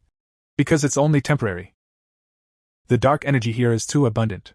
We must leave before the sealing effect fades, and collect the Shui flower quickly. She nodded. Understood. We'll take him to the Spirit Association. Someone else asked softly. The others, ahead of us, did none survive? Our hero's voice grew heavy. Not even a fragment remained. Except for this man, the rest were completely devoured, regardless of cultivation. Silence fell. Even the air seemed colder.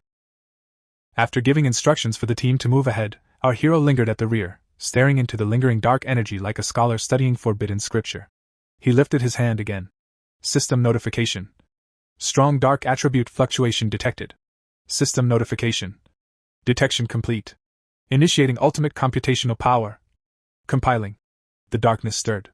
Instead of resisting, it began to flow toward him, thin streams of black mist threading into his veins. A cold aura spread across his body, neither painful nor comforting, merely vast, like standing alone beneath an endless night sky. Seconds passed. System notification. Dark attribute successfully absorbed. Information cascaded through his consciousness, skills, effects, limitations. A name formed within the void. Infinite darkness, condensed black mist domain. Within this domain, spiritual energy would corrode. Power would wither. Light itself would hesitate to shine.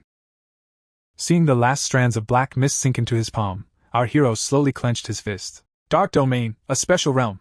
He spoke in a low voice, analyzing it like a strategist examining a newly forged weapon. If I release infinite darkness during battle, the corrosion of the dark attribute will continuously erode my opponent's spiritual power, weakening their supply. And if I stack it with my other attributes, fire, lightning, desolation, the suppression will multiply.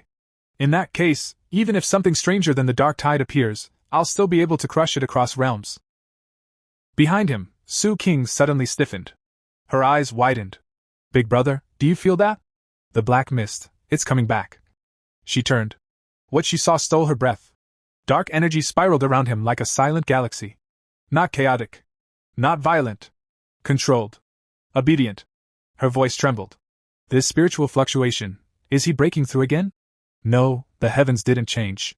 There was no phenomenon. Wait. Did he absorb the dark tide's power? The realization struck her like lightning. That's impossible. The officials had classified the dark tide as S rank with no upper limit. A calamity even military elites feared. Before the age of spiritual revival, everyone knew. The dark attribute was taboo. It was said to be born from negative emotions, hatred, despair, and hidden malice buried deep within every living being. Attempts to purify it had once cost entire research divisions their lives. Since then, dark anomalies were isolated and forbidden. She remembered the old case. A Ghost X Realm 3-star pioneer, who absorbed only a wisp from a C-rank anomaly. His skin rotted. His mind shattered. He never recovered. Yet here he stood. Calm. Stable. Uncorrupted. Her heartbeat quickened. Come out, our hero said coldly without turning. You've been watching long enough. Footsteps echoed from the shadows. Jialan emerged, expression unreadable. If I'm not mistaken, she said evenly, you were the one who sealed that dark tide. Gasps rippled through the group. And just now, she continued, eyes narrowing. What were you doing? Our hero met her gaze without hesitation. Absorbing dark attributes. Silence fell like a curtain. Jialan's fingers slipped into her coat. A metallic click followed. She drew a gun and aimed it directly at him. Everyone froze. Sister Jialan, what are you doing? Su King rushed forward, placing herself between them. If I remember correctly, he's the top recruitment target your military wants. When our spirit association tried, you intercepted. What does this mean now? Our hero gently moved Su King aside, voice calm but edged with frost. Strange. Our mission is to find the shy flower, isn't it? You seemed eager earlier. Now you look disappointed we survived. The tension thickened. 81 sultry woman finally burst out. We trusted you. You were here the whole time, why didn't you act earlier? Without him we'd all be dead. Lingi is still a child. Jialan stared at them. Then suddenly laughed. She lowered the gun. Relax. Just a joke. Relief swept the group, but our hero's eyes remained sharp. So you came to test me? She nodded lightly. More or less. Reports are cold. I wanted to see the person myself. As for why I didn't intervene. She turned away, voice quieter now. Pioneers live by the rules of the spiritual revival world. Life and death change in an instant. That is our fate. You are lucky, because you have someone strong enough to protect you. She paused. Didn't you notice? No anomalies dared approach you earlier. They were frightened by the ceiling of the power you displayed. The dark tide itself follows that law, it bullies the weak and fears the strong. Then she added, almost casually. Come. I'll take you to the shy flower. I know this place better than you. Our hero watched her back in silence. This girl, she's broken somewhere inside. Beside him, Su King whispered. Her team faced the dark tide before. She was the only survivor. Understanding dawned. So that's it. Strict obedience to missions. Cold indifference masking survivors' guilt. A self-destructive edge held together by fragile belief. And when she saw someone do what her entire team could not, seal the dark tide, that belief trembled. Turning back to his team, our hero spoke in a calm voice. Forget it. Lin Yi, let's just be considerate of someone who's injured. From behind, the 81-year-old sultry woman frowned and asked doubtfully. Is she really injured? Our hero nodded seriously. Yes. Her spiritual barrier is severely damaged. She should normally have the strength of a 2-star spirit creation realm cultivator, but her barrier has dropped by at least 2 levels. That means she suffered heavy internal injuries. Compared to that, my own injuries are nothing. Soon after, the story shifted deeper into the extreme dark zone, to a vast mass grave. Our hero's team had already arrived. The ground was littered with human skeletons scattered everywhere, pale bones half buried in the black soil. Walking ahead, our hero looked at the remains with a heavy expression. Just then, Jialan, who was leading the way, suddenly stopped and said quietly, "We're here. This is the mass grave." In front of them, through the dim darkness, a glowing plant came into view. One of the team members gasped excitedly. "Look! That's the Shirchi flower!" Floating beside the flower was a dark attribute elemental spirit guarding it like a silent sentinel. The moment Jialan saw the flower, her composure shattered. Her eyes widened with obsession as she muttered almost madly, Finally I found you." Without thinking, she rushed forward toward it. Seeing her reckless behavior, our hero's expression darkened. As soon as Jialan stepped closer, she seemed to fall into a trance, walking as if under a spell. Realizing something was wrong, our hero instantly understood. She had been enchanted by the dark attributes surrounding the flower. Without hesitation, he formed a blazing fireball and hurled it toward her to stop her advance. Feeling the powerful energy rushing toward her back, Jialan suddenly snapped out of it. The pressure of the incoming attack made her immediately recognize the rare and powerful yang attribute within it. She spun around and struck the fireball, dispersing it in midair. Looking at our hero with a serious expression, she silently realized what had just happened. So, even with all my preparations, it still wasn't enough. At that moment, Linny hurried over and asked worriedly, "Sister Jialan, are you alright?" Standing beside her, Su King said firmly, "You're heavily influenced by the dark attribute. It's better if you stay here with us." Jialan said nothing more and simply nodded quietly. Someone from behind muttered, "As long as he goes, that's enough." Ignoring their words, our hero stepped alone into the dense fog surrounding the flower. The dark mist swallowed him almost immediately, making it impossible to see anything from outside. Step by step he moved deeper until the glowing Shirchi flower finally appeared clearly before him. But just as he approached, cracks suddenly spread across the ground beneath his feet. From those fissures, a grotesque dark attribute monster crawled out and lunged toward him. Countless twisted screams echoed from within its body, as if many devoured souls were trapped inside it. The moment he saw it, our hero raised his hand and unleashed divine thunder. Lightning exploded from his palm and struck the monster directly, severely injuring it in a single blow. The creature twisted violently in agony. Watching it carefully, our hero thought, "This fox demon, just how many anomalies has it devoured to mutate like this? Another S rank?" His expression hardened. "I must finish this quickly. Take the Shirchi flower and return. The seal on the dark tide won't last forever." Raising his hand again, he laughed faintly. "So you're still alive? Good. Then let me test something on you." As he spoke, he activated the dark attribute power he had recently obtained. A thick black domain spread outward, trapping the monster inside. The moment it was engulfed by the dark energy, the fox demon fell into chaotic illusions and began thrashing violently. Horrifying screams echoed as its mind collapsed under the pressure. At that very moment, a system notification appeared before our hero. System notification: due to the influence of the special dark attribute from the infinite dark realm, the level 5 abnormal half-corrupted fox demon has been downgraded to C rank. Seeing the result, our hero narrowed his eyes slightly. After fully restraining the monster, he drew his sword. 2 ranks dropped in a single strike. Looks like the so-called S-rank anomalies in this extreme darkness aren't that stable after all. Infusing yang attribute energy into his blade, he swung it down, releasing a blazing slash of fire straight toward the trapped monster. Meanwhile, outside the dark sphere, our hero's teammates could see nothing of the battle. The dark-colored sphere completely blocked their view. Feeling the energy radiating from it, Su Qing's expression grew serious. "What is this? This dark aura, it feels like the dark attribute, but not exactly the same." Standing beside her, Linny also spoke thoughtfully. "Yes, it doesn't carry that usual disgusting, cold, oppressive feeling." At that moment, Jialan, who had been standing quietly behind them, said in a calm yet serious voice, "That's because this is Fang Yi's domain.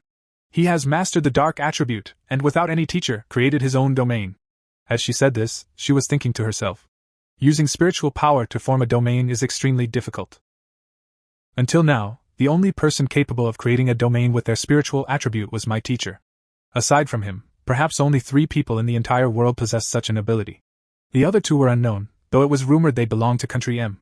Back then, when the capital was predicted to face a catastrophic disaster, her teacher had once tried to suppress it using his domain, but the result had been disastrous. While they were still talking, the dark sphere before them slowly began to dissipate. The black mist gradually faded away. From within it, a figure emerged. Someone shouted excitedly, "Someone's coming out!" Everyone immediately looked forward. There he was, our hero. When he saw them, he casually waved his hand and said, "All right. There shouldn't be any more trouble in this graveyard ahead." Then he walked over to the glowing flower, plucked it carefully, and held it in his hand while thinking, this should be fine. It's in perfect condition. Seeing this, Jialan was stunned. Despite all her previous attempts, she had never succeeded in retrieving the flower. Yet our hero had done it on his very first try. Our hero then walked over and handed the flower to her. Task complete. We should leave immediately. The dark tide isn't like ordinary dark attribute anomalies. It could cause trouble again at any moment. Jialan accepted the flower with a small smile. All right. Thank you, Fang Yi. Without your help in turning the tide, this mission would have been impossible to complete. Thanks to everyone. Let's head out. The group began moving back toward the portal. As they walked, Jialan looked at our hero and said sincerely, Fang Yi, I truly thank you. Elder Wu, the only Vajra realm master in Xia Nation, is currently on the verge of death. The Shikwi flower is the only medicine that can save him. You've saved his life. Hearing this, our hero simply glanced at her quietly without saying anything. Soon the entire team reached the portal gate. When they saw the portal glowing ahead, everyone felt overwhelming relief. Finally! We see the light! We can escape alive! As they stepped through the portal and emerged outside, they were shocked to see countless military soldiers waiting there. The soldiers immediately shouted in excitement. The Shikwi flower? You actually obtained the Shikwi flower? When Sister Lan said it had been retrieved, they hadn't even dared to believe it. Everyone looked around in shock, wondering who had accomplished such a feat. In front of them stood a large military truck. Someone muttered in disbelief. That's the vehicle of the Star God War Zone.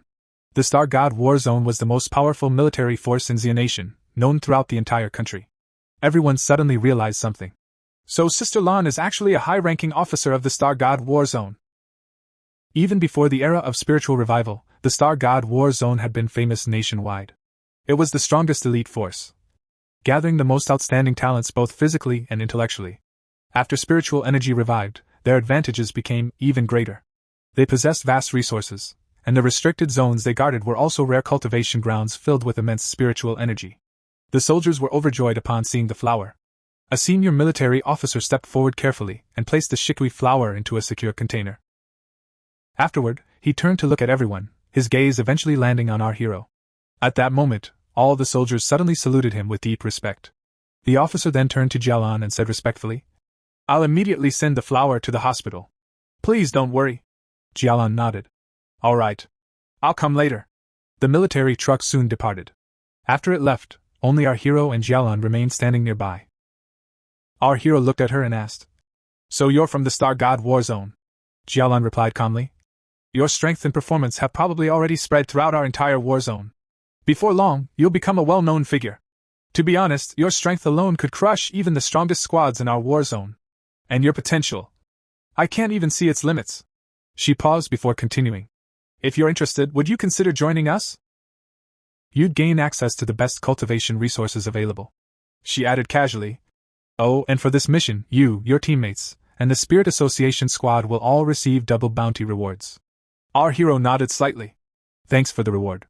But even though I know your war zone is the strongest in Xia Nation, I have my own cultivation methods and pace. So, I'll pass on joining. Jialan didn't seem surprised. Instead, she explained patiently. Fang Yi, the world is changing rapidly. What our nation fears most are dark attribute anomalies. Their numbers are increasing quickly, and in the future the situation will only become worse. Their influence spreads like malignant tumors capable of causing disasters at any moment. That's why we must give everything to stop them. Restricted zones must be established to hold them back. Meanwhile, the Spirit Association continues guarding the cities. She looked at him seriously. I'm not telling you this to pressure you or bind you with responsibility. I simply believe someone as exceptional as you deserves to know the truth about what's happening. Hearing this, our hero laughed lightly. I understand. If I encounter anomalies again in the future, even if strangers are involved, I won't stand by and watch. Jialan smiled softly at his answer. Then she took out a small token and handed it to him. It was good meeting you, Fang Yi. Please accept this token. With it, you can freely enter and leave any restricted zone for cultivation. The doors of the Star God War Zone will always remain open to you, she added gently. And one more thing. Would you like to meet Elder Wu? Someone nearby gasped. You mean the Vajra Realm Venerable? Jialan nodded. Yes. He's my teacher. I think the two of you should meet. I don't know if you're willing, but it's just my personal wish. I really want to be friends with you. Our hero smiled, slipped the token into his pocket, and raised his hand. Activating his thunder power, he said with a laugh. All right. More friends mean more paths ahead. I'll go with you this time. And this, consider it a gift between friends. As he spoke, lightning suddenly flowed from his hand and struck Jialan. Everyone was shocked, but the lightning didn't harm her. Instead, it began healing her body. Jialan immediately felt the changes within herself. This thunder attribute, it has a healing effect. Her entire body tingled. The cold pain that had once filled her limbs vanished. Warmth spread through her body. The wounds corroded by the black mist began healing rapidly. Her damaged organs recovered, and her meridians were cleansed and restored. The toxins inside her body were completely destroyed by the rare thunder attribute. Unbelievable, it feels like being reborn. After a while, the lightning faded. Our hero looked at her and asked casually, "How do you feel now?" Jialan examined herself and smiled. "I'm completely fine now. All the remaining dark attribute energy in my body has been eliminated. No, more accurately, it's been shattered." Meanwhile, on the other side, inside the ambulance, doctors were examining the injured warrior. After a thorough check, one of them said in shock, "Even someone at the first stage of the spirit creation realm was injured like this. Can he even be saved?" Standing outside the ambulance was Su Qinging. She turned to look toward our hero and Jialan, then walked over. First, she asked Jialan, "You're still here?" But after observing her closely, her expression changed. "Wait, something feels different about you." Jialan smiled faintly. "Yes. A rare and pure thunder attribute. It completely cleansed all the dark energy in my body." Hearing this, Su Qinging looked at our hero with a hint of awe. So this is the thunder attribute of the tyrant. It destroys enemies above and saves lives below. Our hero chuckled lightly. "Hey, what are you staring at?" Snapping back, Su Qinging quickly waved at the doctors, calling them over. Then she turned back to him with an innocent tone. "I just wanted to ask, could we work with you? If we combined your spiritual power with medical equipment, we might be able to save more pioneers affected by dark attributes." Our hero summoned thunder in his hand again and asked casually, "Would that work?" The doctors immediately gathered around, carefully observing the lightning. One of them said excitedly, "It's possible. This level of pure, high-grade thunder attribute energy can indeed destroy dark energy." Jialan, standing behind them, added seriously, "He directly transferred his energy into me just now, and the dark attribute inside my body was shattered. So in theory, wouldn't it work if he simply made contact with the injured?" One doctor nodded thoughtfully. "That could work." But Su Qinging quickly rubbed her forehead. "No, not exactly. Not every spirit creation realm cultivator can handle such powerful energy." Another doctor added, "Yes. Commander Su's injuries, while serious, were still considered light. But that injured warrior, to fully heal him would require at least 10 times that level of thunder energy. Even if we save him, a complete recovery would be difficult." Then the doctor turned to our hero. "Please come to the ambulance." Our hero walked over with a smile. "So it's like a blood transfusion, right? How do I transfer my spiritual power? Can you store it for later use?" The doctors brought out a device, one of them explained. "Please place your hand here and release your spiritual energy." Nearby, Lenny watched in awe. "I never imagined Commander Su was such a high-ranking figure in the Star God War Zone, and my cousin, he's already at the level where even they want to recruit him." Our hero glanced at her and asked, "How are you doing?" Lenny smiled. "We're fine now. 81 and I plan to keep training and take on more missions. We can't keep relying on you forever, or we'll never improve." Inside, she thought firmly, "I can't stay a burden. I have to catch up to him." Our hero withdrew his hand from the device and smiled. "All right. Stay safe." Then he thought to himself, still growing. At that moment, Su Qinging said, "We'll take our leave then. Hopefully, we'll meet again on another mission." Jialan added, "Let's go. We should visit Elder Wu." Everyone parted ways. Meanwhile, Su Qinging and her team drove off in another vehicle. She muttered angrily, "Let them act all high and mighty, skipping sight work. And now the Star God War Zone just snatched him away. All my efforts were wasted." The woman driving beside her tried to calm her. "Relax, Captain Su." But Su Qinging remained silent, deep in thought. The Spirit Association is too chaotic. Officials act more arrogant than military elites. Teams are scattered, and instead of building relationships with talents like him, some fools only create trouble. What a mess. Soon after, Jialan brought our hero to the highest level ward in the Star God War Zone's medical base. On the bed lay Elder Wu, his body frail and lifeless. Jialan spoke softly. "This is Mr. Lanchin. Strange, isn't it? A Vajra realm powerhouse, yet he looks like a withered old man. He used to look even worse, like a corpse. Even after using the withered grace flower, he still hasn't awakened." Our hero frowned slightly. "What exactly did he go through?" Jialan took a deep breath and began explaining. "When the dark attribute calamity descended on the capital, even the sky changed. Darkness tore the heavens apart. To stop the anomaly from devouring the entire city, my teacher used his own body to seal the rift. All of us used a special method to channel our spiritual power into him. We estimated the calamity to be above S class. We've faced terrifying dark tides before, but this was several times more destructive. If it had fully manifested, it could have destroyed the capital and spread to nearby cities. And if the capital fell, the entire nation would collapse into chaos. She clenched her fist slightly. My teacher forced the anomaly into suppression using his domain. But we didn't expect that even with all of us supporting him, it would barely be enough. The dark attribute backfired on him. Her voice lowered. If he hadn't been a Vajra realm venerable, he would have turned to ashes instantly, or worse, become nourishment for the anomaly itself. Hearing this, our hero said quietly, to stop the destruction of an entire city, what an incredible pioneer he must be. Then, looking at Elder Wu's frail body, he thought back then, too, there were countless pioneers who stood before me, giving me the chance to survive as the last human. Perhaps in that past life, he had already sacrificed himself at this very moment. And this is how this part of this manhwa ends. Also in the future I will be bringing more and more exciting videos. Please subscribe to the channel, ring the bell, hit the like button and stay tuned until the next video.